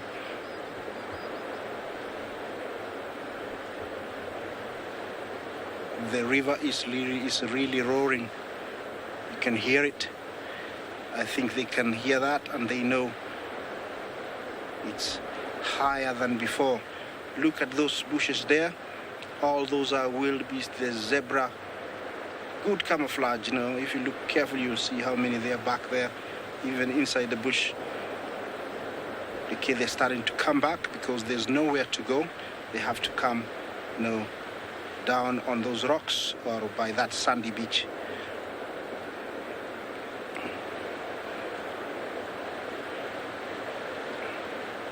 This is something that happens almost every other week during the migration.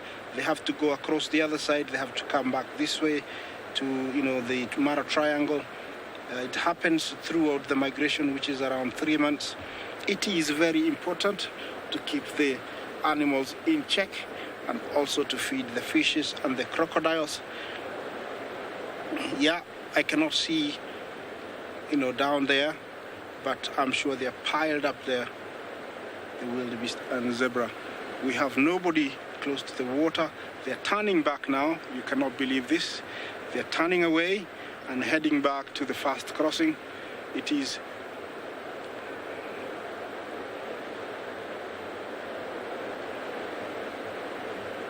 Lanka, you ask if the migration lasts than 3 months.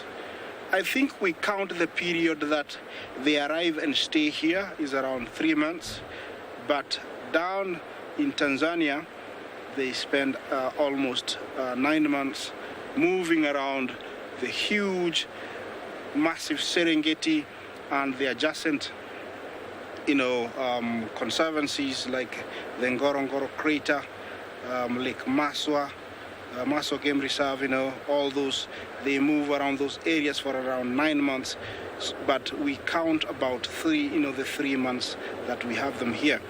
That is not a very good crossing, wildebeest. If you jump there, you will break your neck or leg. So maybe continue on left, but I cannot decide for you. Mind you, they have a mind of their own and they can decide to just come down. I've seen it happen. I'm sure you have seen it happen somewhere. I told you, these animals are very interesting. Where they were was a perfect crossing for them just to go down and just come across. But they have decided they don't want to use it. They are coming to this very, very precarious, primitive drop.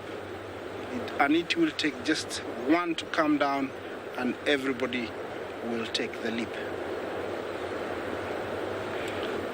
I am thinking that they notice the waters are higher, the current is heavier, and that is what is stopping them from just coming across. Because from the first crossing to my left, one took a leap, a zebra before, went back, and where they just crossed, about 5 of them crossed, and then the rest stopped. So I believe they know the current is stronger and the water level is higher, and they are trying to find maybe a place much easier to cross. Look at these guys. This is what we've been waiting for.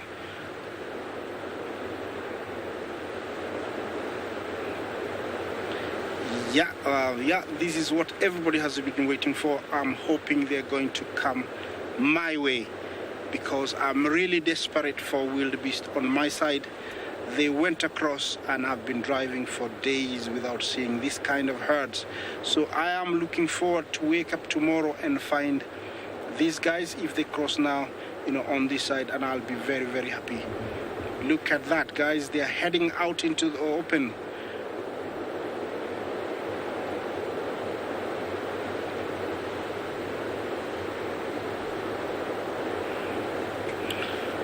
Is that toad? Sorry, I didn't hear the name clearly, but how old they need to have to be to cross.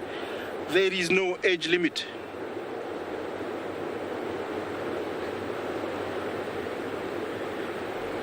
There is no age limit to when they have to cross.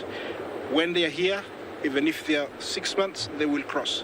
Most of them arrived here when they are over 5 months old because they're born in February. And so most of them take their leap, they take their first leap at the age of about 5 months. Look at these guys. They've turned around completely. We thought they were going to cross, where those zebras had, were touching the water and walking on the rocks, but it has turned. Things have turned, and they are heading towards the first crossing. Look at this. I am hoping they will do it now because it's getting late. I hope they realize this. I don't know if they keep time, so I'm hoping they're gonna come soon. This is amazing. This is what we've been waiting for. Now the only thing remaining is a matter of them going into that water and swimming across.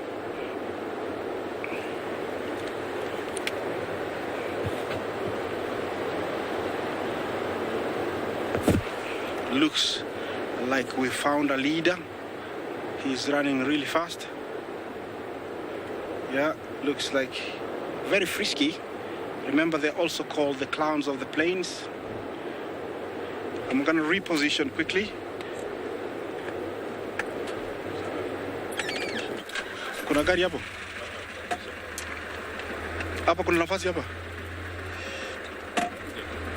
Okay. Repositioning. Okay, I don't know if this is it now, guys, but there is a lot of pressure coming in from behind.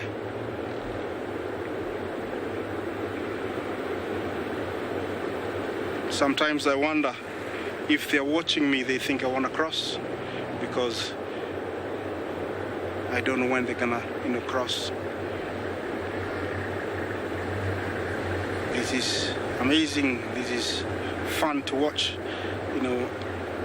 Wildebeest and zebra behavior at the crossing is very different from when they're grazing out there. Okay, this is it. Come on, guys. We've been waiting for this.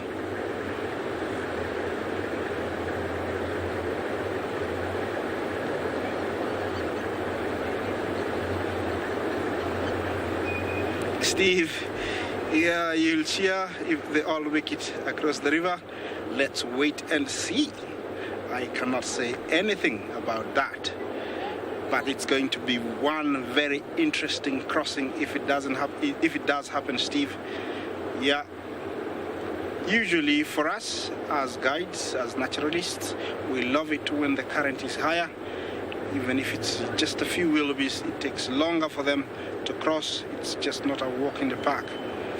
And you see them really struggling to go across.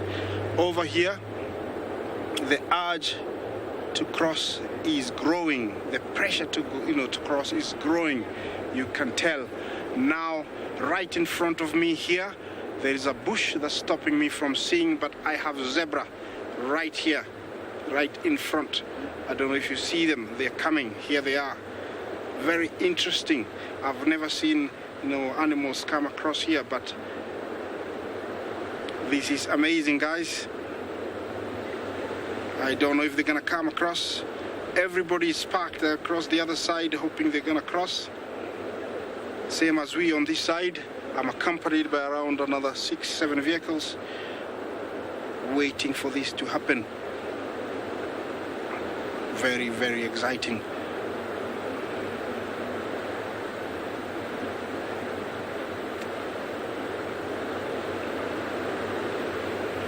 Sorry, I didn't get your name, but yes, rapids differ from one place to the other. Over here, they're quite rough. Sorry, you can't get that name, really. Sorry, couldn't get your name. Yes, there are different rapids areas. Here, I would say they are the most roughest rapids and the most loudest. Most other places, there's not as many rapids along the stretch that I know.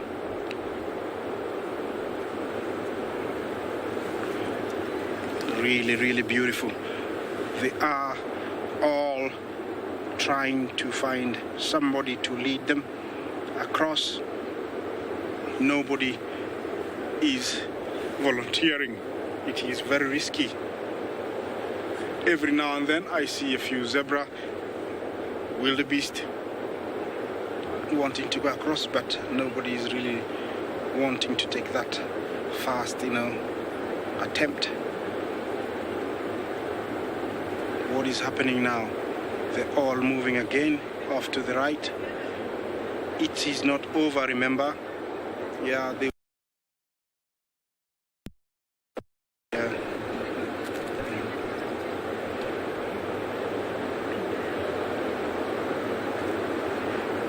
This is what happens when you're at the river. They will, come very close and get your heart pounding. Then they will turn around, head out. Then, half an hour later, come back. Today, I don't know what is happening, but stay with me. We still have a very good number. Yeah, let me stay here, and hopefully they will come back.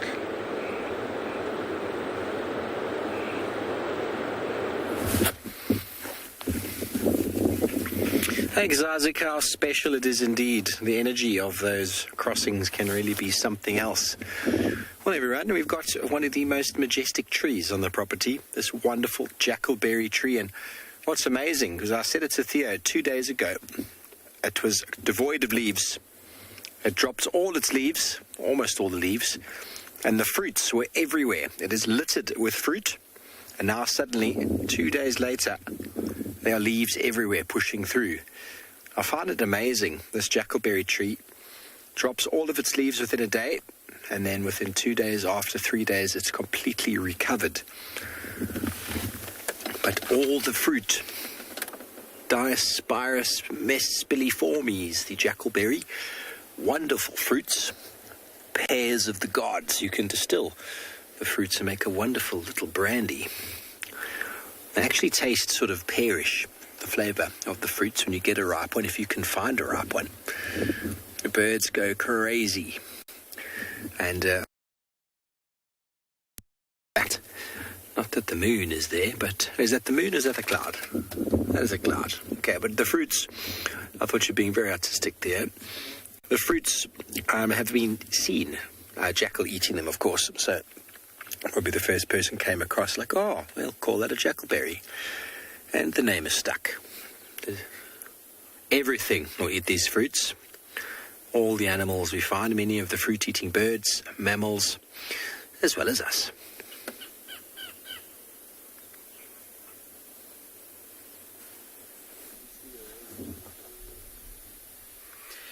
In a very exciting turn of events, everyone, myself and Craig to find another coalition of male cheetah. This is the second coalition in quite a small area that myself and Craig have covered this afternoon. But again, two big male cheetah, and not male cheetah that we're used to seeing in this part of the reserve. So there's potentially going to be some, if these cheetah move kind of 2 kilometers to their north, then they will definitely be able to see the first coalition that myself and Craig managed to find earlier this afternoon. So potentially not only the storm, the actual storm behind me that's brewing, but potentially a storm in terms of a potential cheetah fight brewing. Apparently lots of people are very excited to see cheetah. So I can't believe that we've seen 4 male cheetah in one afternoon in this one little area. But for the time being, look at that cheetah's tummy and how it's heaving up and down, how it's quite full. Him and his brother have obviously managed to catch and kill something during the day. And they're now taking it easy and resting.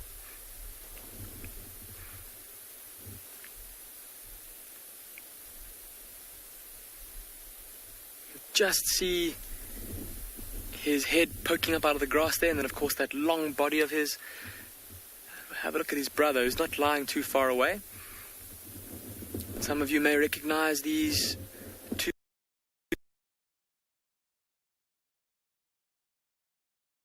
And how chewed and torn it is, and also how pale his color is. So the two males that are known as the South males, the new South males, recently introduced into the reserve.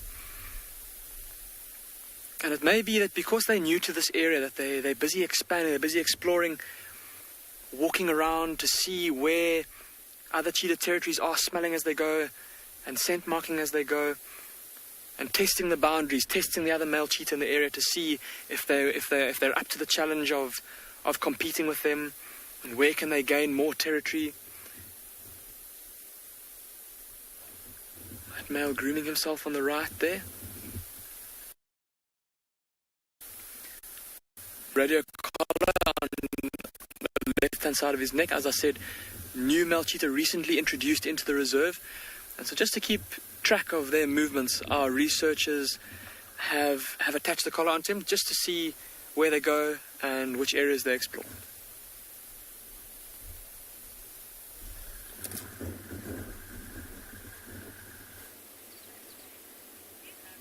Welcome back, everybody. Well, we are still with our jackalberry tree. It hasn't gone anywhere.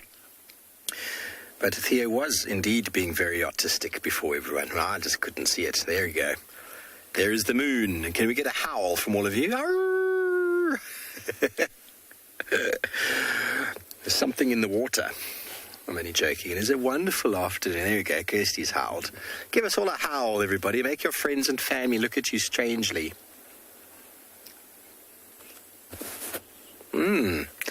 Bernice, you want to know if there's any spring flowers you can make into tea? At the moment, we have to wait for the rains. I'm thinking what spring flowers... you've stumped me. Spring is on its way, and indeed the summer is to follow, and with it all the flowers, and that information is going to be pouring out of me soon, and I am suddenly lost for words. Lost for words. There's going to be many leaves and drinks to be drunk, many teas to be had, many decoctions. But off the top of my head, I am completely at a loss for spring flowers, making a tea, herbal tea. I know teas are very favourable around the world, and there are many flowers around here. I can't think of any that are as a nice as sipping tea. Off the top of my head, I'm afraid my spring information seems to have filed itself away in a deep recess in the brain. It'll be coming back, though. It'll be arriving soon as spring emerges. It will unshelve itself. It's password protected at the moment. But spring is definitely in the air, and with it will come the wild flowers, which we're very excited about, as well as the impala lambs and the migratory birds. The first one that I saw back yesterday already, the Wahlberg's eagle. And there is a black-collared barbet. Hello, fellow. How wonderful are these guys? You can see why they get the name Black Collar. And he likes to eat those fruits.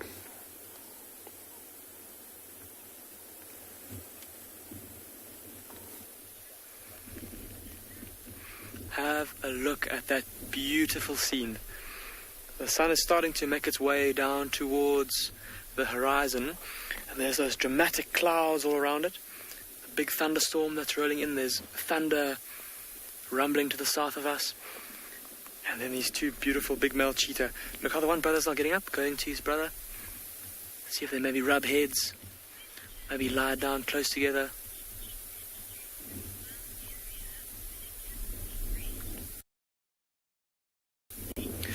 Beck, you're asking if these cheetah were introduced from another wilderness area or if they were captively bred.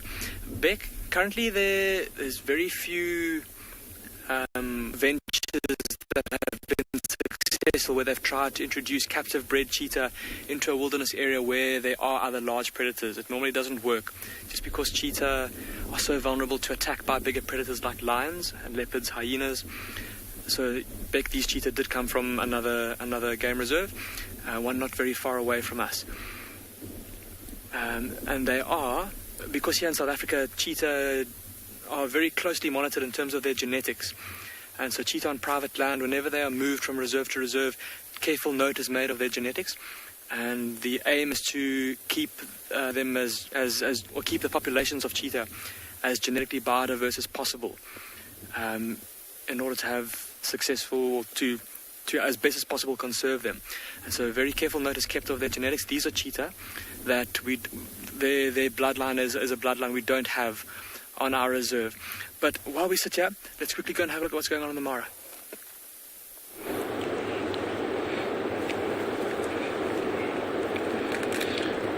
All right, here we go. It is on, guys. The long wait has finally paid. But you can tell, as I was explaining, the current is too much. This is one of those crossings that the water takes more lives. But who am I to say anything? Look at this. Unbelievable. Please enjoy. I'm not gonna say anything for a few minutes. Unless you ask me a question.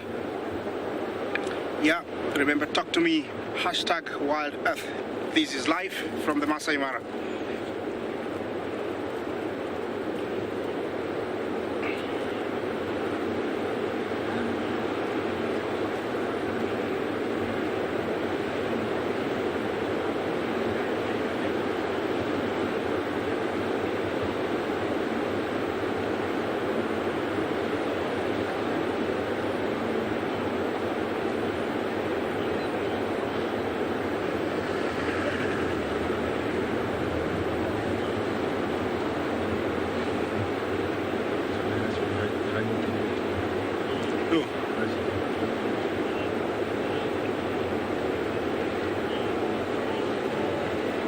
just to say something, many are making through. It is very tough to go across, but the current is really helping them. It is washing them away from those rapids where there's so many rocks and bringing them to where they can swim easily.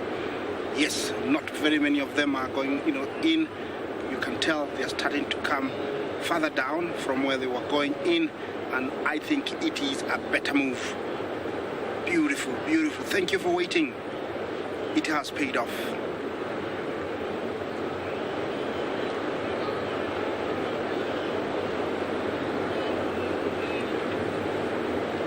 Yeah, I wonder what the hippos are saying. They're saying, well, here they are again. Yeah, they have to give way. I've seen, where hippos chase them. Usually they get really surprised, what is happening. Those ones are very close to to where they are. Callum, thank you for your comment. Finally, a long wait pays off. Look at this. This is really beautiful. Thank you for the white shot, James. Yeah, remember it's James on camera doing the beautiful work. No crocodiles yet, but it's not over till it's over. You might see one swim up like a submarine. Wow. Well, I'm so happy that this happened. Waited for about 1.5 hours, and it is happening. Now I'm waiting for the zebra to go in. They have been overtaken by the wildebeest.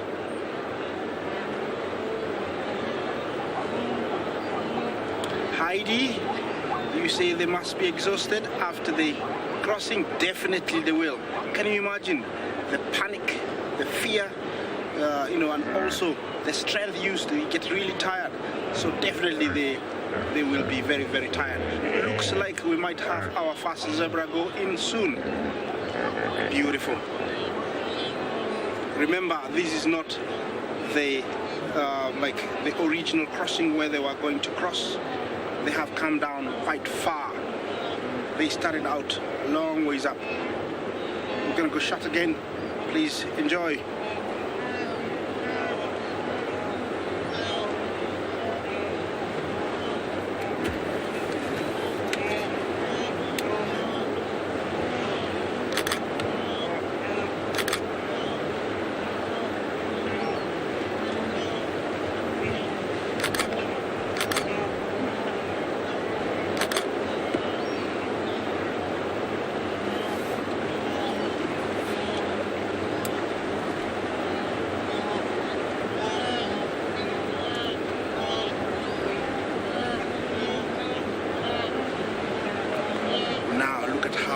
Jumping from there.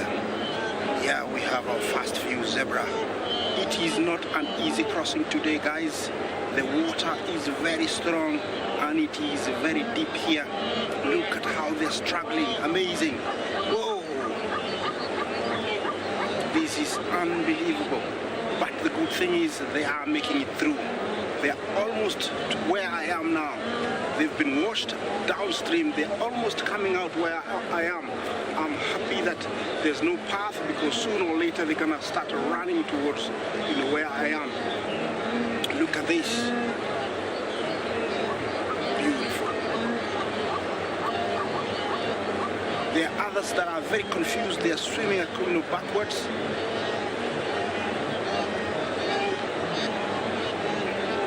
I must say it's not the easiest of crossings that they have chosen.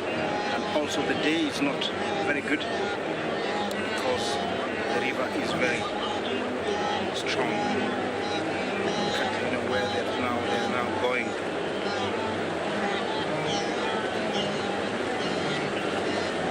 Thank you for appreciating the sounds. Yeah, they're just right below me now, right here. Don't you worry. Oh, the hippo is running away. He's been harassed. Now he's running away. Super. Look at these guys. I hope you're enjoying. This is one in a lifetime experience. Now they're going beyond where I am. I hope they don't come running in front of me. Yeah, they're succeeding. Okay, the zebras are the only ones remaining, and a few wildebeest. Let's see if they're gonna decide to continue. Amazing, guys. Thank you for waiting. Remember, this is live. This is happening now.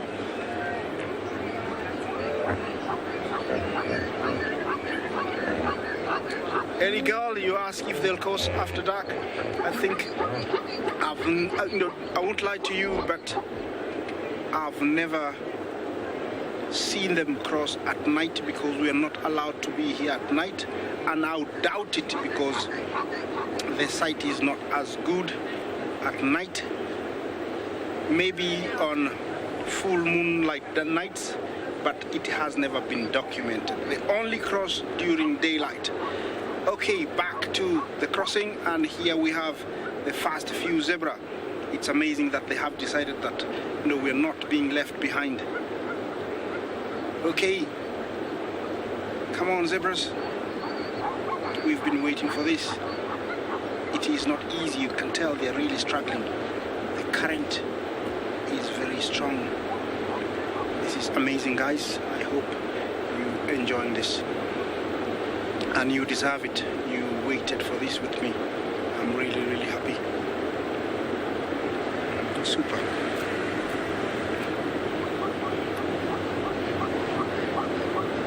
Yeah, just enjoy it. Let the eyes do the work now.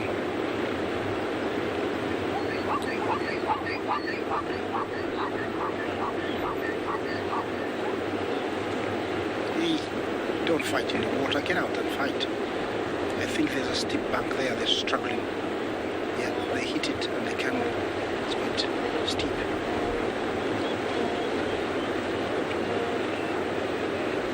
Remember, no casualties so far. Everybody has survived. And I think the water actually has played a very big role.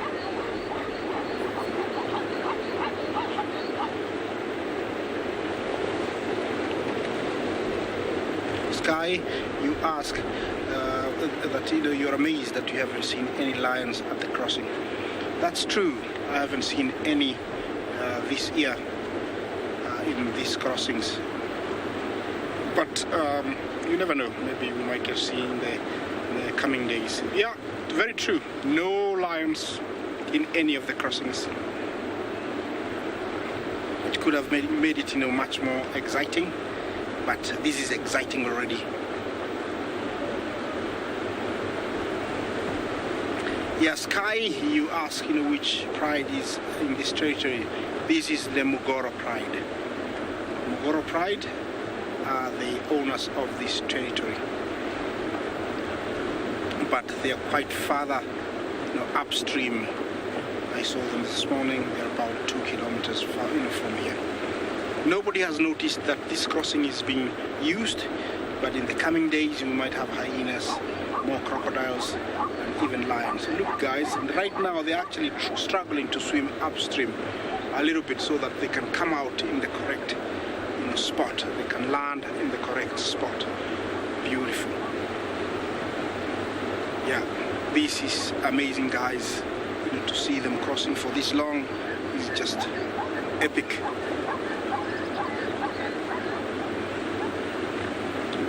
Mind you, we still have around 200 zebra waiting to come across. But this is amazing here. Look at that little wildebeest there. Yeah, look at that little wildebeest. He's really trying. Well done, little guy. You're gonna make it. You can tell that the mother is nowhere to be seen. Maybe they got separated while jumping in, or he did come in and then went back. That is where there's a little bank that is, really stopping them from just walking out.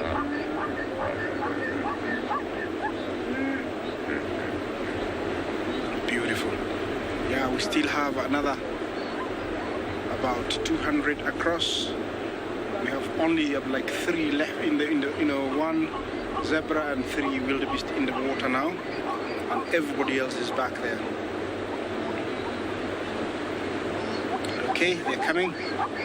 Remember, where they start, they don't go in a straight line. There's a little guy just coming in there behind Mom Zebra. Let's watch it and see. Do you see it, guys? Yeah, in that small,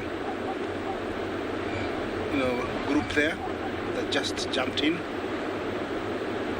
Let's see how it's gonna do. I haven't seen any crocodiles so far.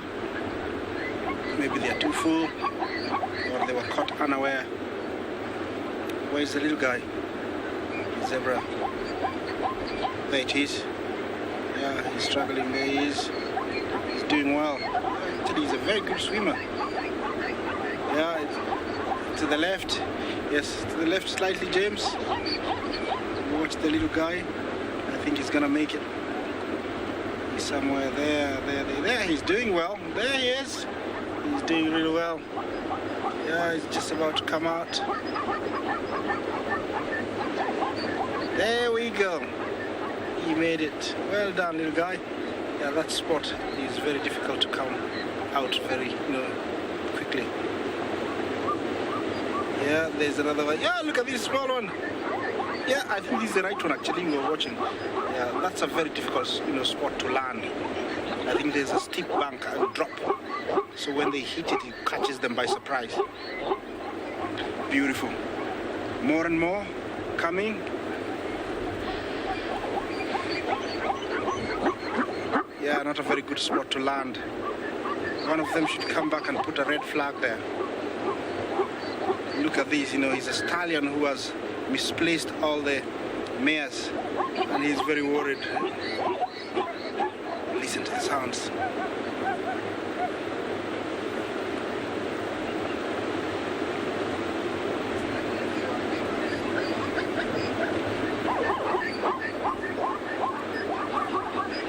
Thank you for that comment. Such a relief to see them go across. Definitely, yes. It was long awaited. And actually, I was getting a little bit angry with myself, talking about the crossing and not having to show you one. I was feeling guilty. So now I can redeem myself and my team and say we have shared one with you. This is beautiful, guys. Yeah, one in a lifetime. Only happens 3 months in a year here in Kenya. Doesn't mean that the migration is over. They've only crossed the river from the main Mara to Mara Triangle.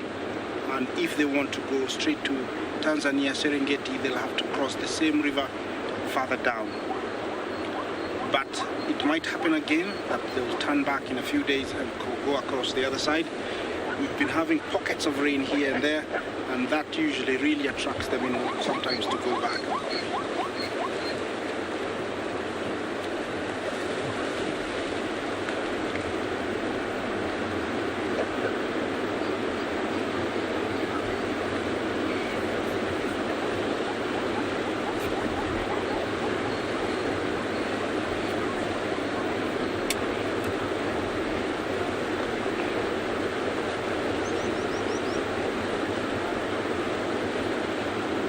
Beautiful. Unlike the normal crossings, unlike the other crossings where they go on a straight line, you can tell here the water is shaping the crossing and forming a sort of, semicircle, an arc. They go straight and then they have to struggle, from where the currents reach. Oh, here comes a crocodile, and he's determined to get one, guys. Oh dear. Here we go. Here we go.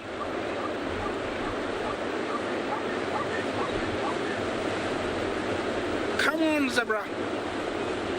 Come on, zebra. Okay, looks like the crocodile has given in, or not. Still going. Yeah, go, little guy, go. Still going, the crocodile. It's too late now, I think. Go, little guy, go. All right, the crocodile has to choose another zebra because there is no wildebeest in sight. Remember that zebra do put up a fight more than the wildebeest. Is he gonna go for a mature zebra? That is going to be, a fight. If he does, you can tell he's not going as fast as he was when he was looking at the young one. That guy is really struggling. Yeah, okay, he's turning again.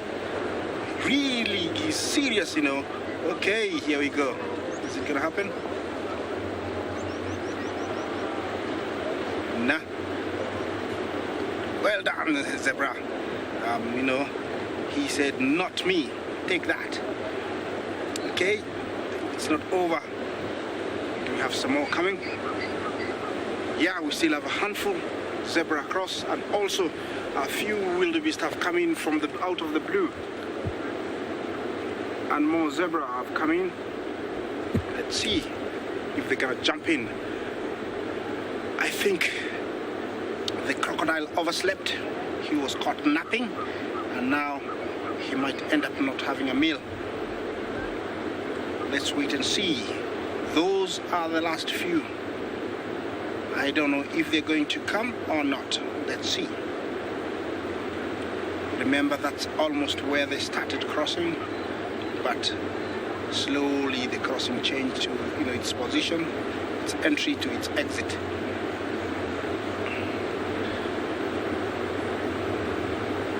I have more zebra running from up there. A few wildebeest left. I thought all the wildebeest had gone across, but I'm wrong. There's a few. Remember, this is live. It's coming from Masai Mara, and beautiful camera work by Big James.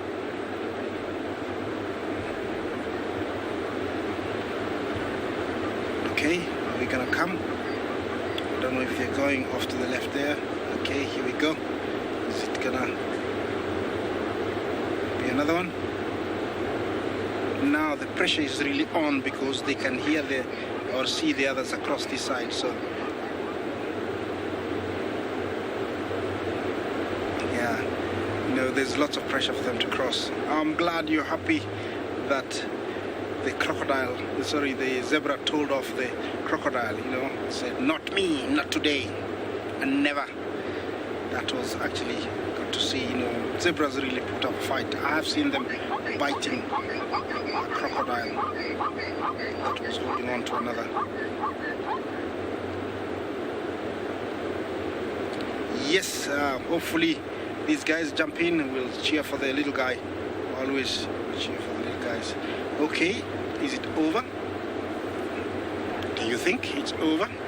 Looks like somebody threw the towel and said we're not going to continue. Remember, they have a mind of their own. They might stand there and say, why wait tomorrow? This is amazing, guys.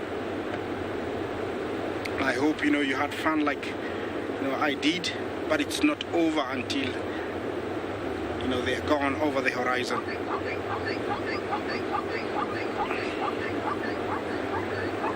Do you hear the backs? Those are from, you know, zebra.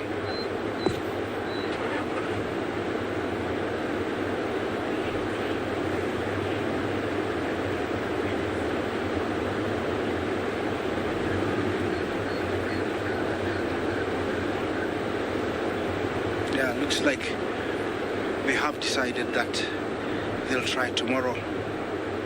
Very determined to leave the river, and I think it looks like it is over. Unlike where you have a few that are left behind looking at the river, here looks like there has been a decision. We're all not going to cross.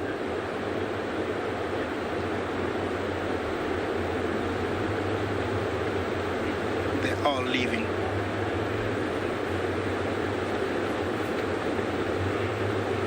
Okay, as they head out, I'm gonna keep watch, make sure you don't miss anything.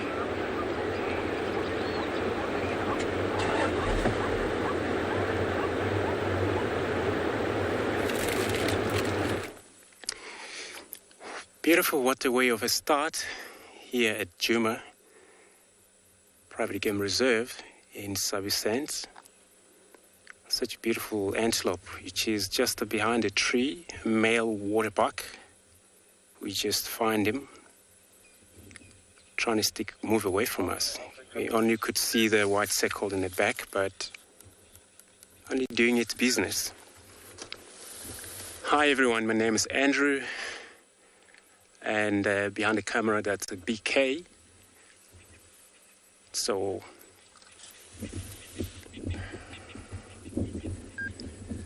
it's a little windy day, but not as much as it were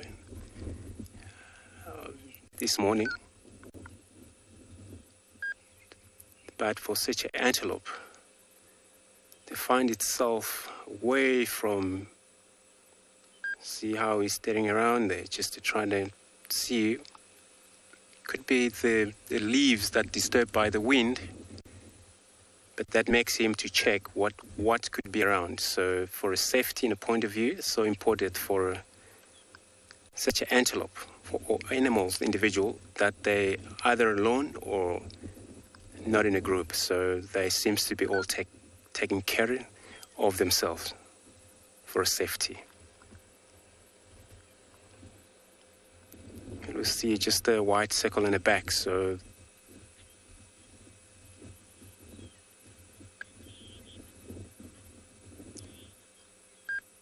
Jade asking that whether we could tell the age of the waterbuck by looking at its size. Sometimes can be a little bit difficult, but I could tell with this one, looking at this horn, looks like it's almost, looks like it's fully grown. So could be at least around, because they only live up to, 11 years lifespan, or could be more than that.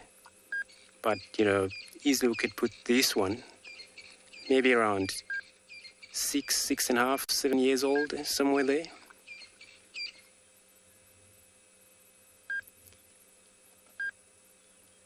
Waterbuck are grazer, pretty much mix a little bit of herbs and everything. So they could, but they prefer to always feed on, if it's ever fresh grasses or new shoots. But of course, you find them sometimes away from the water, just like right now.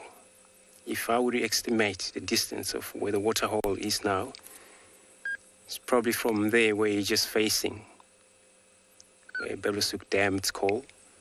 It could be way down there. It's another about maybe 1 kilometer away. So, but of course, name as a water. So we'll carry on. We'll leave him now. See what else we find for you guys. You stick with us.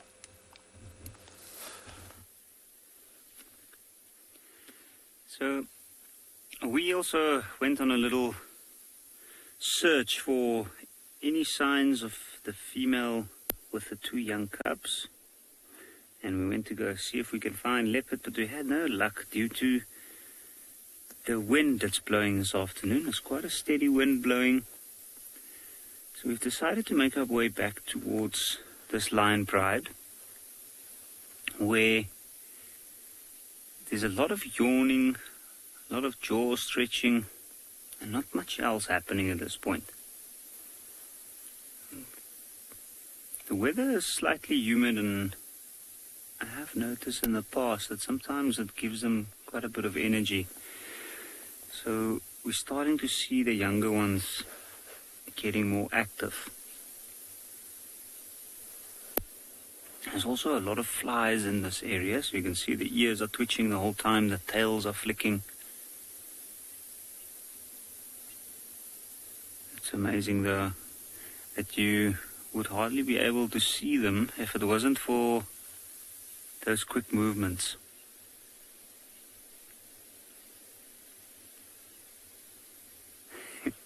That one's holding on to the other one. It's a bit of a game going on there. Looked like it didn't want to be held. You can see they all have a bit of excess energy. I'm not sure what to do with it. Like this young male.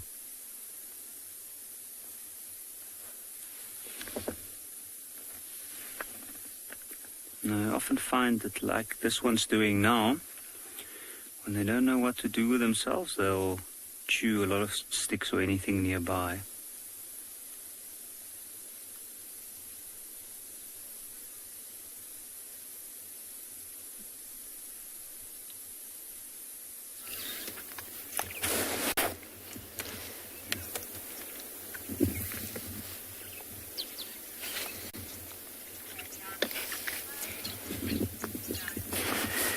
Welcome to Chitwa, everybody, where a resident fish eagle has decided to hang out with some other black and white birds for the afternoon.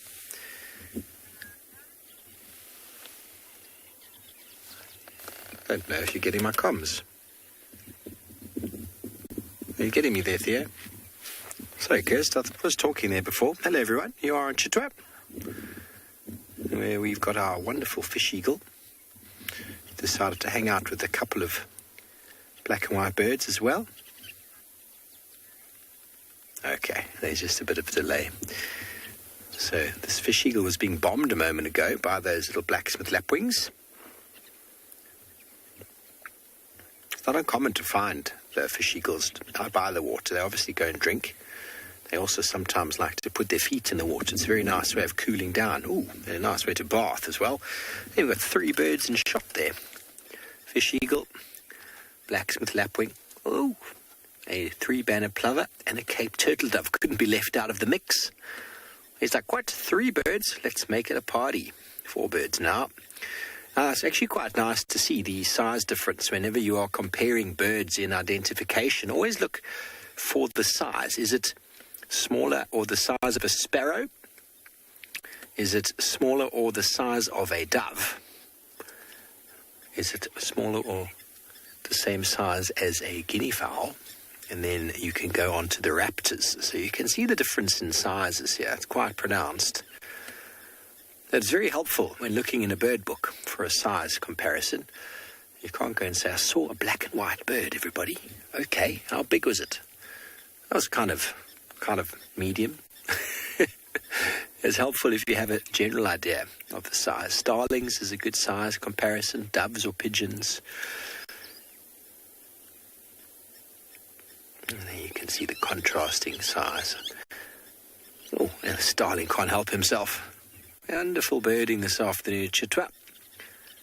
And there's a Cape Wagtail in the middle of the shot. Sorry, let's go back into that starling. A little bit left. There we go. There's a Cape, I think it's a Cape Wagtail. Beard lapwings are bigger than you thought. Obviously, they're a little bit bigger than the dove, but they're quite aggressive. They chase everybody around. It looks like a Cape Wagtail. Yeah, little hopping and jumping his tail up and down. So they don't like anybody around the edges of the water. It is their habitat, and they will chase anyone around. And these starlings are having a little bit of a chase as well.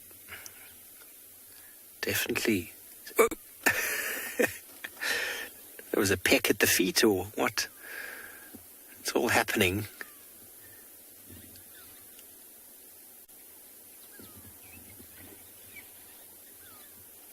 Looks like a great blue-eared starling. You can see behind the ears it's got quite a dark patch behind the ear that called the ear covert. The Birchill's starling has got the long tail and a black eye, and the Cape Glossy has got the orange eye without the blue ears.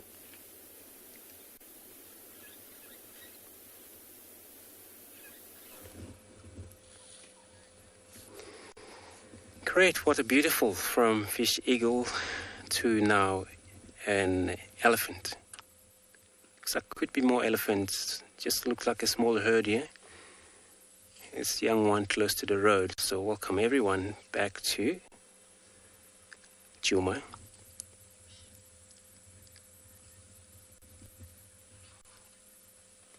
We just spot this young elephant slightly not far from the road, but you know, they can be scattered all over. This is how they feed. So even there we're looking at the young elephant over here.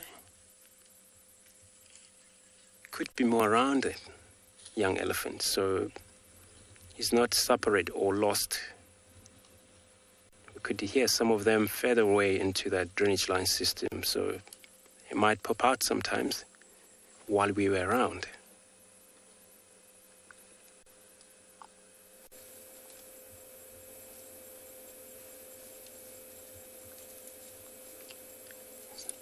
Elephants, for them to be able to get enough of food or feed, it's better when they separate and or stay far apart. The reason for that, sometimes the older sister or young brothers, they take over food for the young one every time they locate nutritious food. So the biggest one are the first to actually feed instead of the young one going for it. See, this young one looks like it's pretty much enjoying it, food on its own.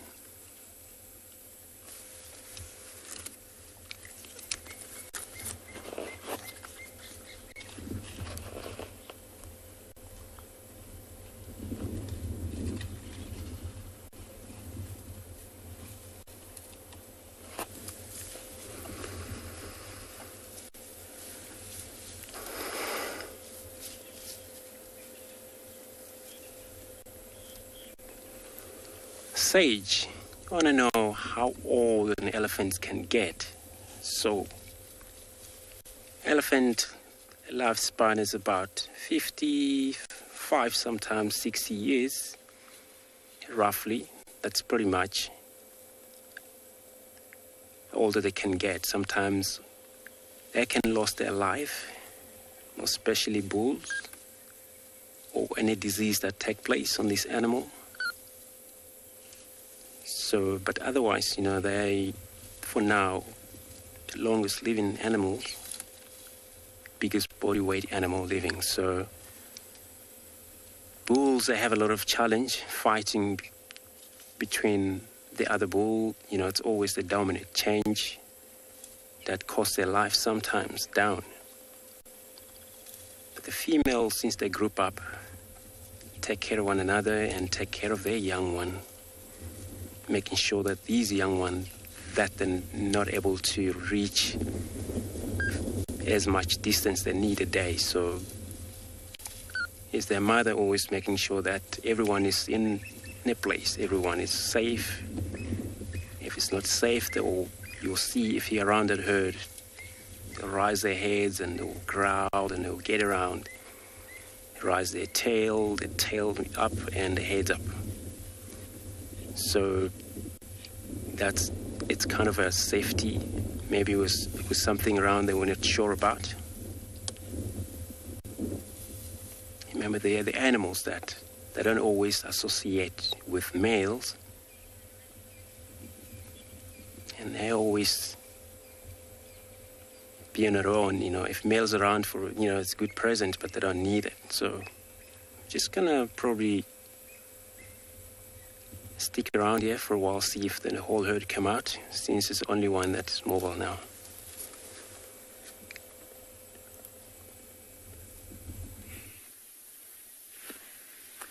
So the wind has just stopped, and now you can see that these young lions have stopped whatever they were doing. They're not grooming as much anymore, and they've been turning their ears in all directions to listen out. You can see there's more heads up there in the distance. And that little one, he's always got his head up. Whenever you come across this pride, he's usually one of the first ones to have his head up. He looks a little bored, if you ask me.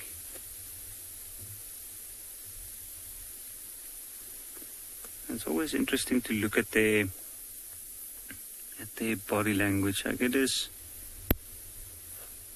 in a lot of ways, the biggest thing that we look for when we try to interpret what the animals might be doing.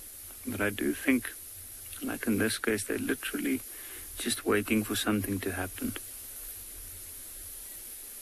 because of the good meals they've had. It looks like they had something to eat again during the night. I saw on the young white male earlier, I saw a little bit of, looked like blood on the chest and around the throat area. I'm not sure what. Might have been something small, maybe an impala.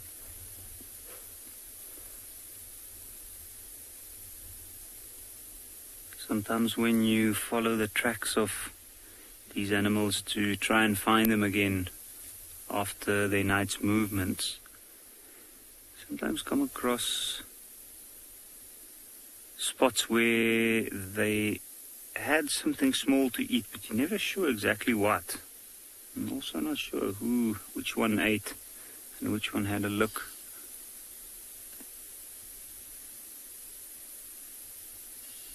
You can see the young male's tail constantly flicking along with his ears. I think the flies are really bothering him. He probably had most of whatever it was to eat.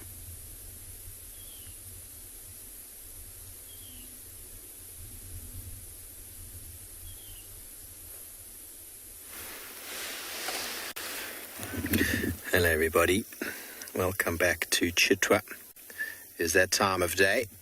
We have set up a wonderful sunset for you, and as always I'm going to allow you to just enjoy it.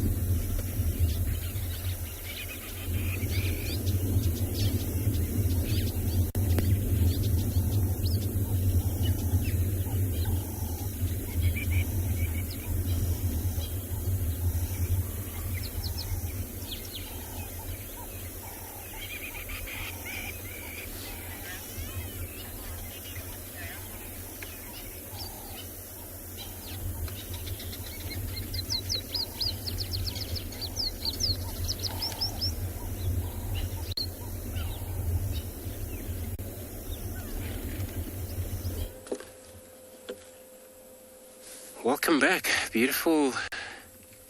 Still sticking around with this elephant. Smaller herd of elephant. So here is more of them back there. In that dip. Looks like this is probably one of the mother around here. See how I was pulling off the grasses using this beautiful, useful trunk.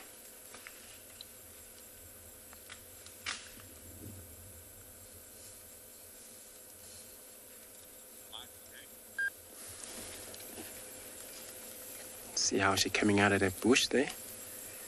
With her ears flapping over and over every now and then, just for a cool off. It's been warm, but not that hot, so... Ooh, it was a bird. Yeah, that was... What was it? Couldn't even see. Looks like it was either Lilac breasted roller or...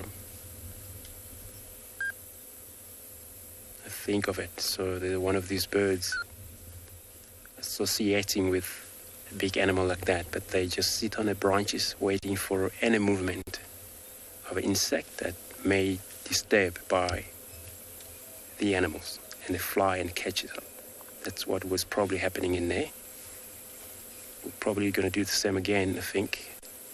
Can't even see it, but I would suggest it was a lilac breasted roller. Lilac breasted roller it was, I think. Doubly check again. She also sweating. The temporal gland, which is secretion of that liquid running down in the side of the, between the eye and the ear, of both sides of that animal. Sometimes with elephants like that, could be either fully growing by looking at its head. Could tell easily looking at this temple. See above the eye. Shows a lot of a, deep skull. You could see probably skull of the animal, so it's not a young animal. Oh, was it lilac breasted roller? Yes. Went down for probably insect again.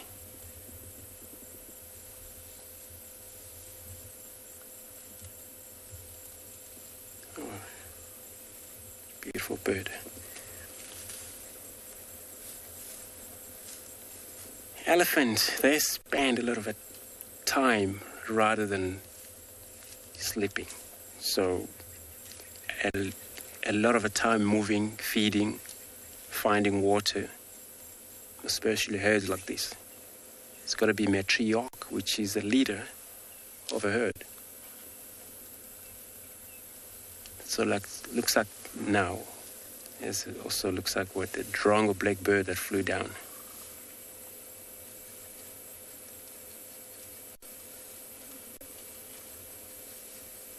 Since they're all scattered all over here, cannot tell right now which one is a matriarch, unless everyone come out of that, then you're able to tell looking at the size of an animal. But we're going to leave them, we're going to move forward, look around for more animal.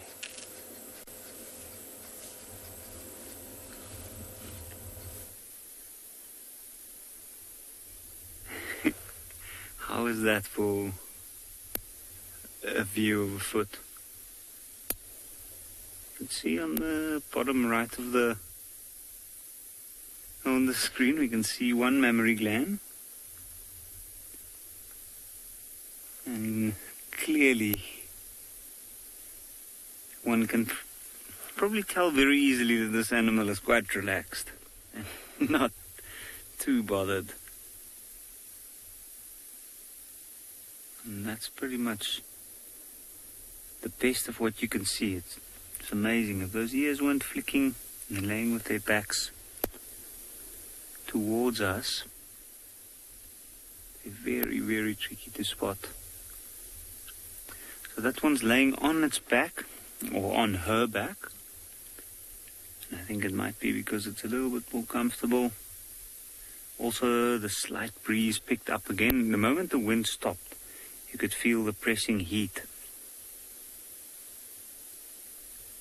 which is not completely unheard of for this time of the year, but it was quite unexpected, considering that the last few days wasn't that hot. The lion paw, that there, even though it's flaunted like that straight up in the air and to indicate, ooh, and just woke up and look at the A little bit of a stretch there.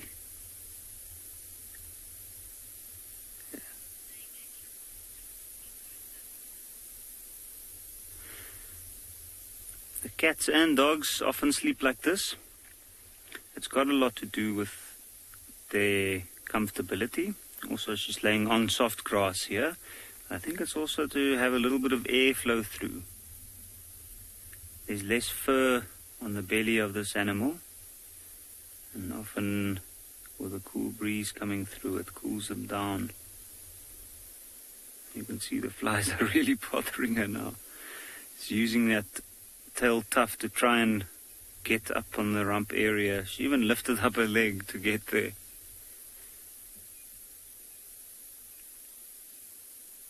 And now slowly but surely she's going to move back into the same position.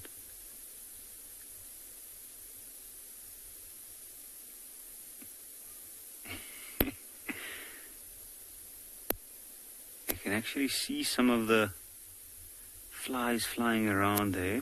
Something's just drawn that little one's attention. And I think it's just this young male that's gone. He stood up briefly and went to go lay down. It's amazing. It's almost like they're afraid to miss out. Sage, how many white lions do we have in the park? On Ngala, we have these two. That one over there, which is the young female, and then the young male that we just had a look at. In the greater area of the Kruger National Park, there is considered to be 3 that occurred from wild existing genes. And 2 of those are here on andBeyond Ngala.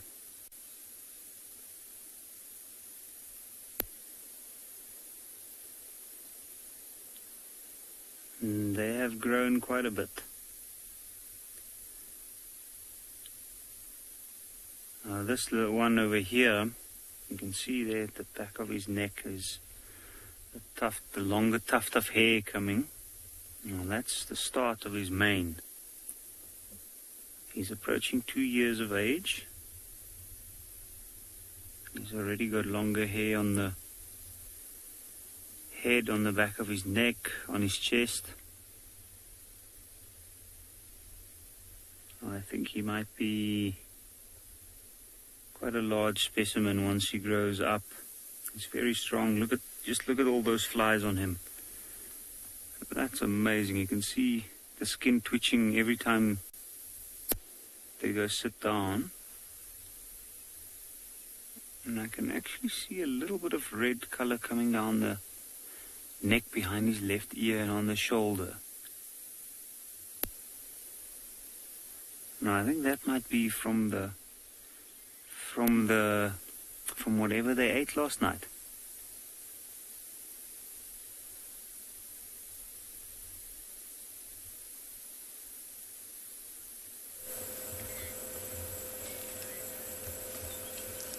Welcome back everyone again. So, sure, we thought we were going to leave the area, but our road has been blocked with this elephant, so now we can see all of our young one that was not actually in the herd last time we viewed them, but they're all coming out now. And look at that young one, looks like it's still kind of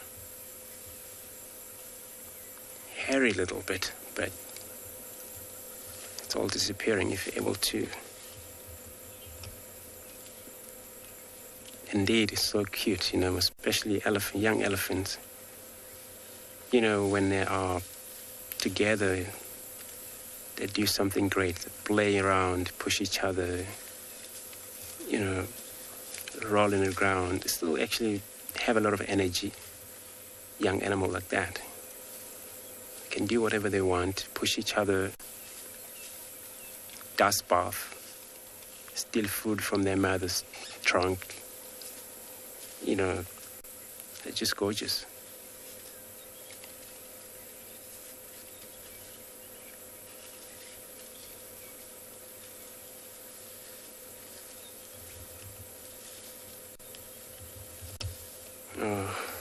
There's more of them there. Coming in.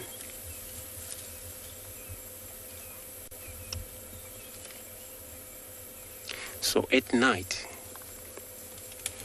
there would be also foraging, moving in, out of the bush, going down to drink. They don't mind drinking even at night. Only animal that they worry too much about going to drink at night. The small antelopes, impalas and kudas, those are vulnerable to a cat, big cats or small cats. But these night and day animals moving around, so we talk about they're spending a lot of time sometimes moving, and less time of resting.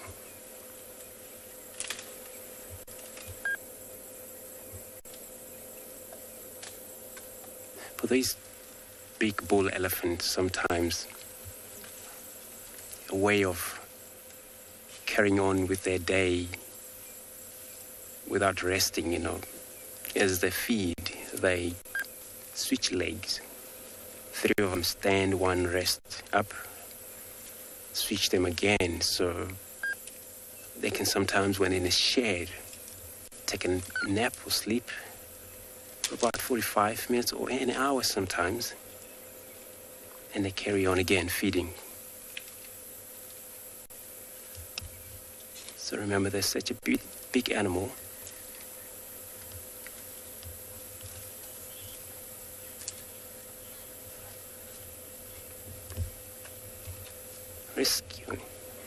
Risky, you want to know how much baby an elephant, female elephant, had in its lifetime. I'm not 100% sure, but since that, they raise their baby, too much longer, and they carry the baby for about 22 months, which is about 2 years pregnancy. So it could be around maybe 5 times or 6 times. If they're successful, I'll suggest maybe around there, but I'll double check on that. It's a very good question, so important.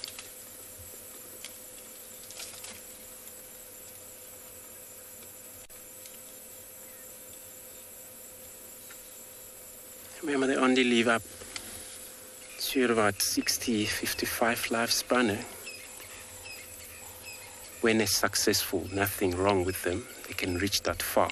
But you see, dying of natural causes, either a disease that can take them just before they can reach that much long living, or die of older age, they cannot able to feed enough because of their molars, teeth that won't allow animals anymore to feed. If you would imagine the big size they are, if they would miss 1 hour, 2 hours not to feed, they will be so hungry. 1 to 2 days, probably nearly starve too much, nearly to die, but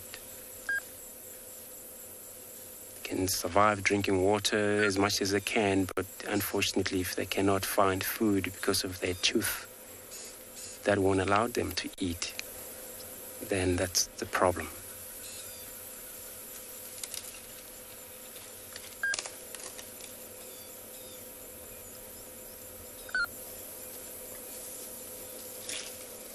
See, this young baby is still out there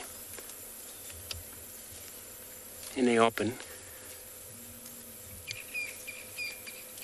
There could be more of them in the wood, but there's only one that's visible right now. Only hear the bush going. Barely seen the other one. Going back to the road. Now we're going to leave them. We're going to probably change direction there, going to look at the waterhole, see what's offered out there for us.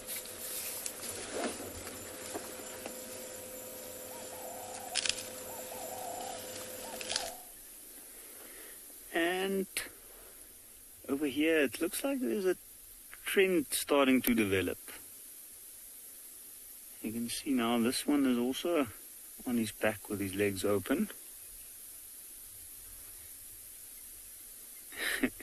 throwing out his tail there to rest it a little bit on the grass.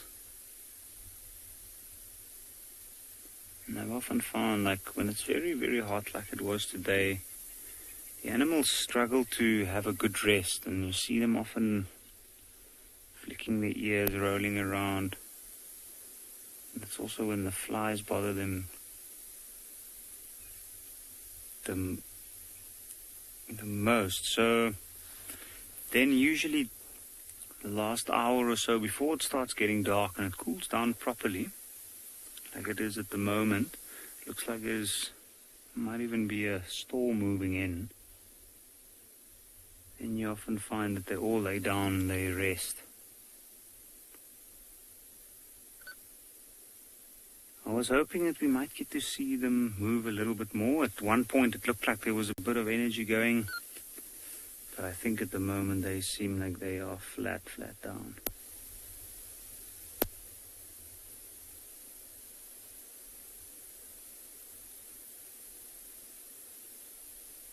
Only tails and ears. Every time the tail moves up, it looks like it might be a snake moving out of the grass. And there's so much going on around this area at the moment. There's 2 hooded vultures that's probably been sitting here all day watching these lions. You can see those 2 up there. It looks like they're sitting on a dead knobthorn. Very, very clever birds, this. And I'm sure these 2 have a nest somewhere not too far from here.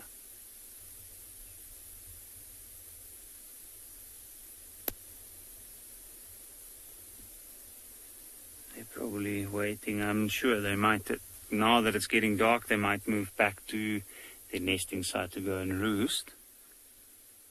But I think for them it's well worth it. They have to wait during the heat of the day. They might as well wait somewhere nearby where the pride of lions is, just in case it moves. Especially if they've been as successful as they have the last couple of days with hunting. Like these vultures probably know, having spent some time in this area, that there's some leftovers.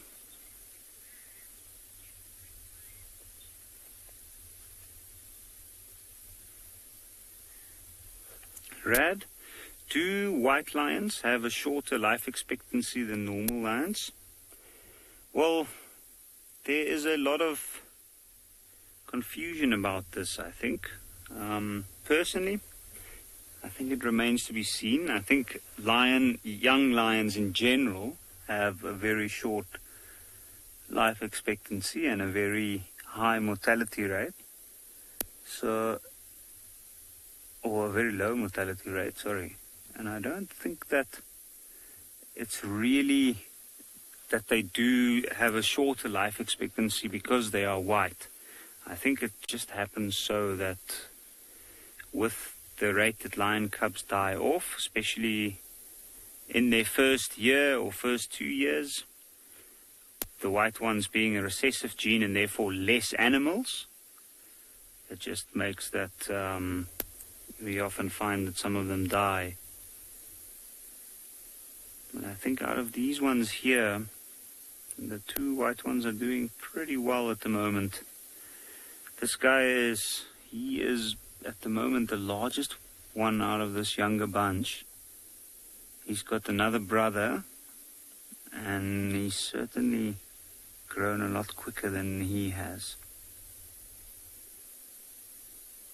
I've even seen this guy suckle from one of the females when he was already 1 year and 2 months old.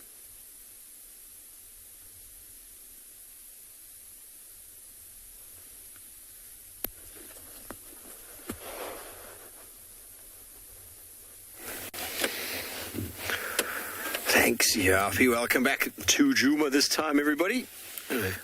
We've got a young male giraffe. In this area last night, we had a really nice group of them. This young fellow on his own. Where's all your friends? They do form loose associations, everybody, so you can't really tie them down to anybody. You find groups of bulls, groups mixed. So I'm almost certain there must be more around here.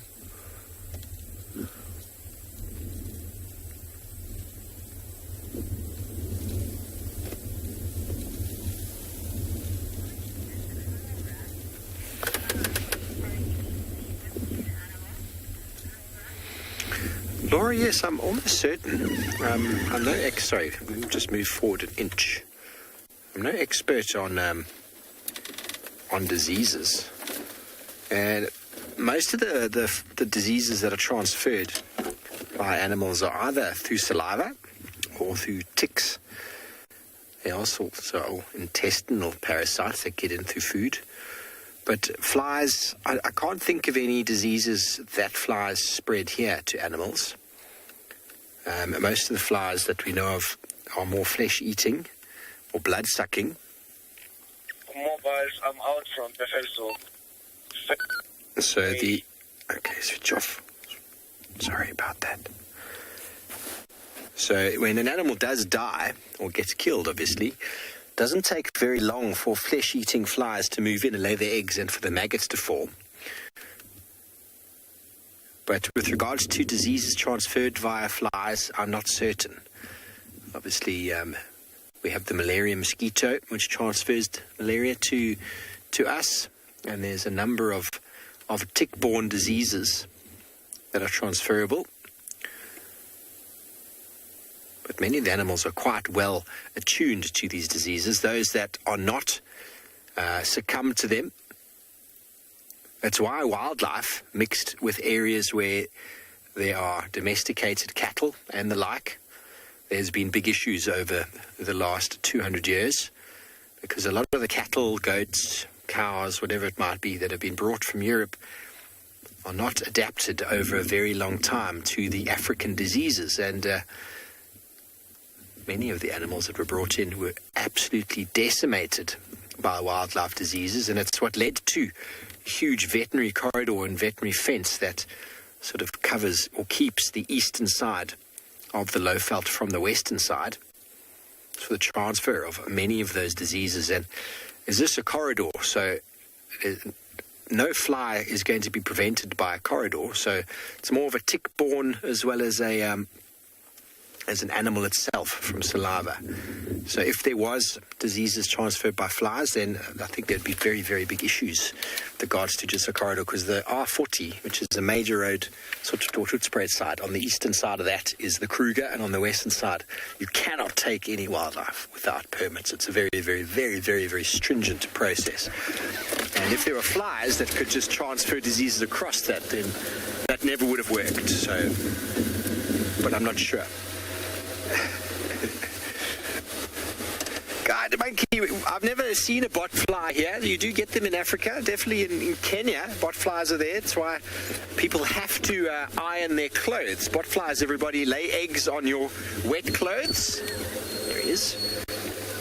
Lay their eggs on your wet clothes, and then when you wear them, the eggs burrow into, or the larvae burrows into your skin, and you get this bump, which, there, you're right with that. Back an inch. Back an inch, there we go. Oh, he's going to move. They burrow into the skin, and I don't think they cause any disease. It is a very uncomfortable sort of process to get your doctor or to get it removed. Basically, the larvae forms a maggot. There's a maggot in your skin.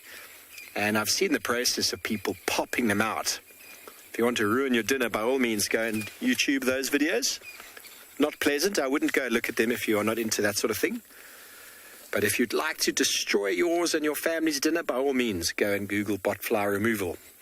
But I wouldn't do it if I were you. You've been warned. You've been warned. But I don't know if they transfer diseases. They just live in you. They just live in you. It's possible they are diseases, but I am no expert on the disease front. But if flies did transfer, I think there would be a very big problem.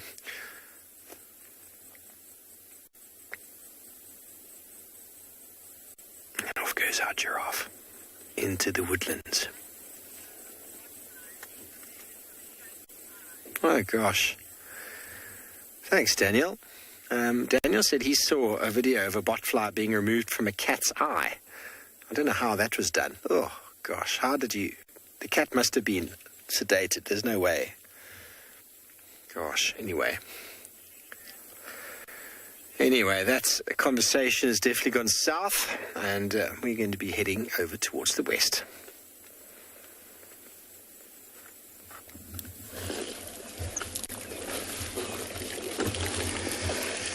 Welcome back. Beautiful, from butterflies to herd of elephants, proper herd of elephants. Now they're all visible drinking. Just lucky getting them just before the whole herd of them started to drink. Just looking at this too, we're talking about how playful they are. We're talking about the youngest, but he's all a teenager that they still have a lot of strength, push one another. They love swimming as well, so one goes to or be pushed into water. That's going to be results of a swimming.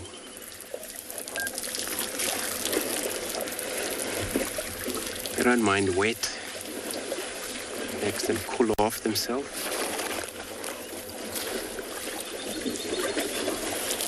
Look at the big one right on it.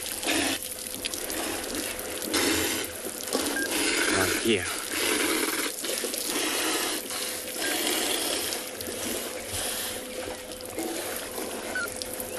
You can see.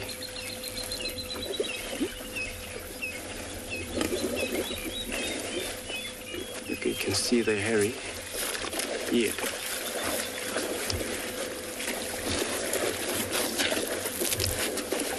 Bring the trunk up. Probably had enough drink.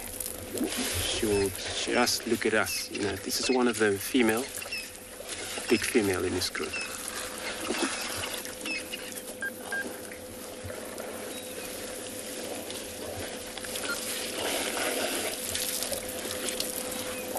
Just because they have all the young ones, all they do is just to make sure the young ones are all in the middle or between the bigger one for safety. This one seems she lost the tusk, it looks like it, eh? Since female, they don't do a lot of fight. Could maybe happen that during the pushing down tree, doesn't look like older. You can see that tusk is actually maybe length enough to be equal, both of them. Sometimes they're not equal in length, just because of elephants. They're more likely to be like human, left or right-handed. This is how they do when they feed. So the trunk and the tusk is so important on an animal like that. Because when they break off, leaves are hard.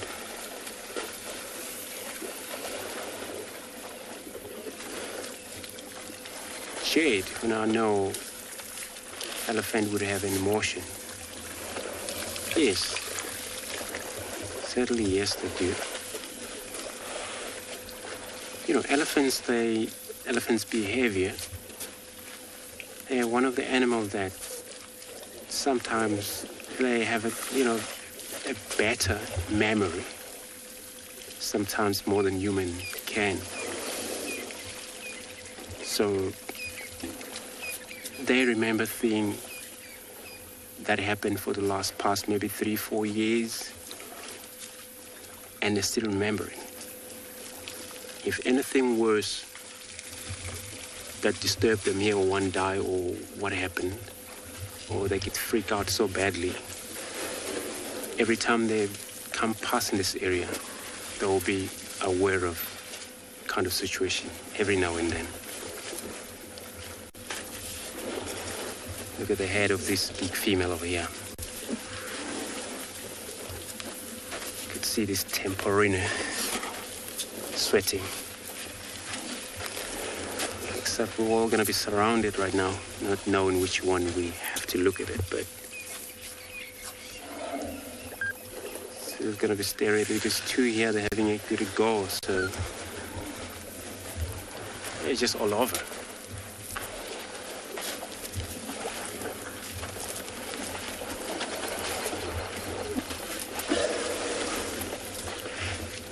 So great, look at these. This is the job they do, so it's kind of like practice, but, you know, mounting practice for such a two young males. How beautiful is that?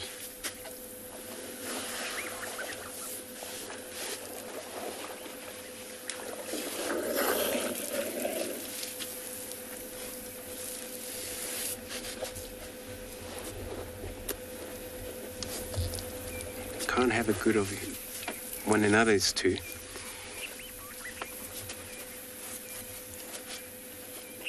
Sometimes the young bulls, they take their time doing that, playing, fighting, and the rest of the herd move far until they realize now, you know, we're all left behind.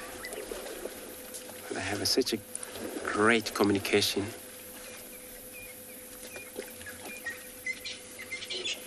That makes them really able to locate one another again, wherever they are, how far they are, the others.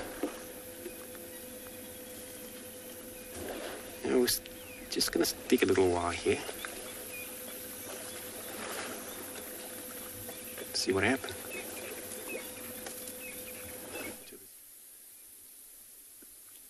So now the sun's gone down, there's still a bit of light. You can see the predatory instinct has started taking over, and some of these animals immediately show a bit more of their energy. This little one has basically just been biting the flies all the time, trying to get hold of one of them. You can see he's starting to groom himself. And with most of these lions, as soon as they start moving, they're going to start licking their front paws first, between the claws, and eventually, a bit of that. Yawning, you can see his canines is busy developing there.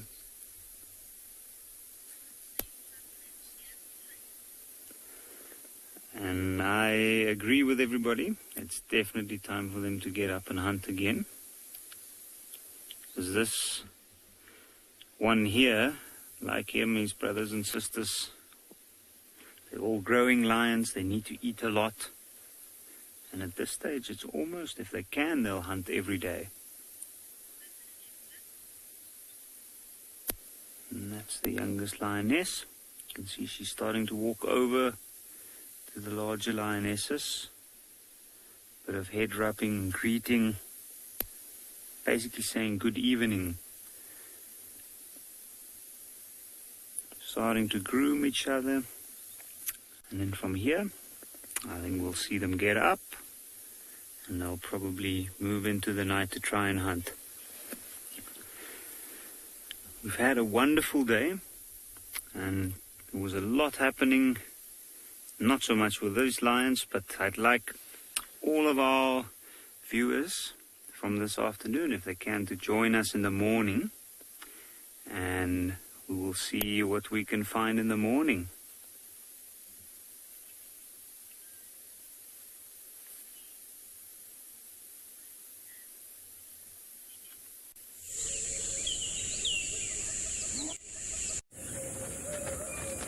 This program features live coverage of an African safari and may include animal kills and carcasses. Viewer discretion is advised. Good morning, everybody. Welcome to The Dawn and to a Leopard. My name is Steve. Welcome on board. It is the sunrise, and this is your own African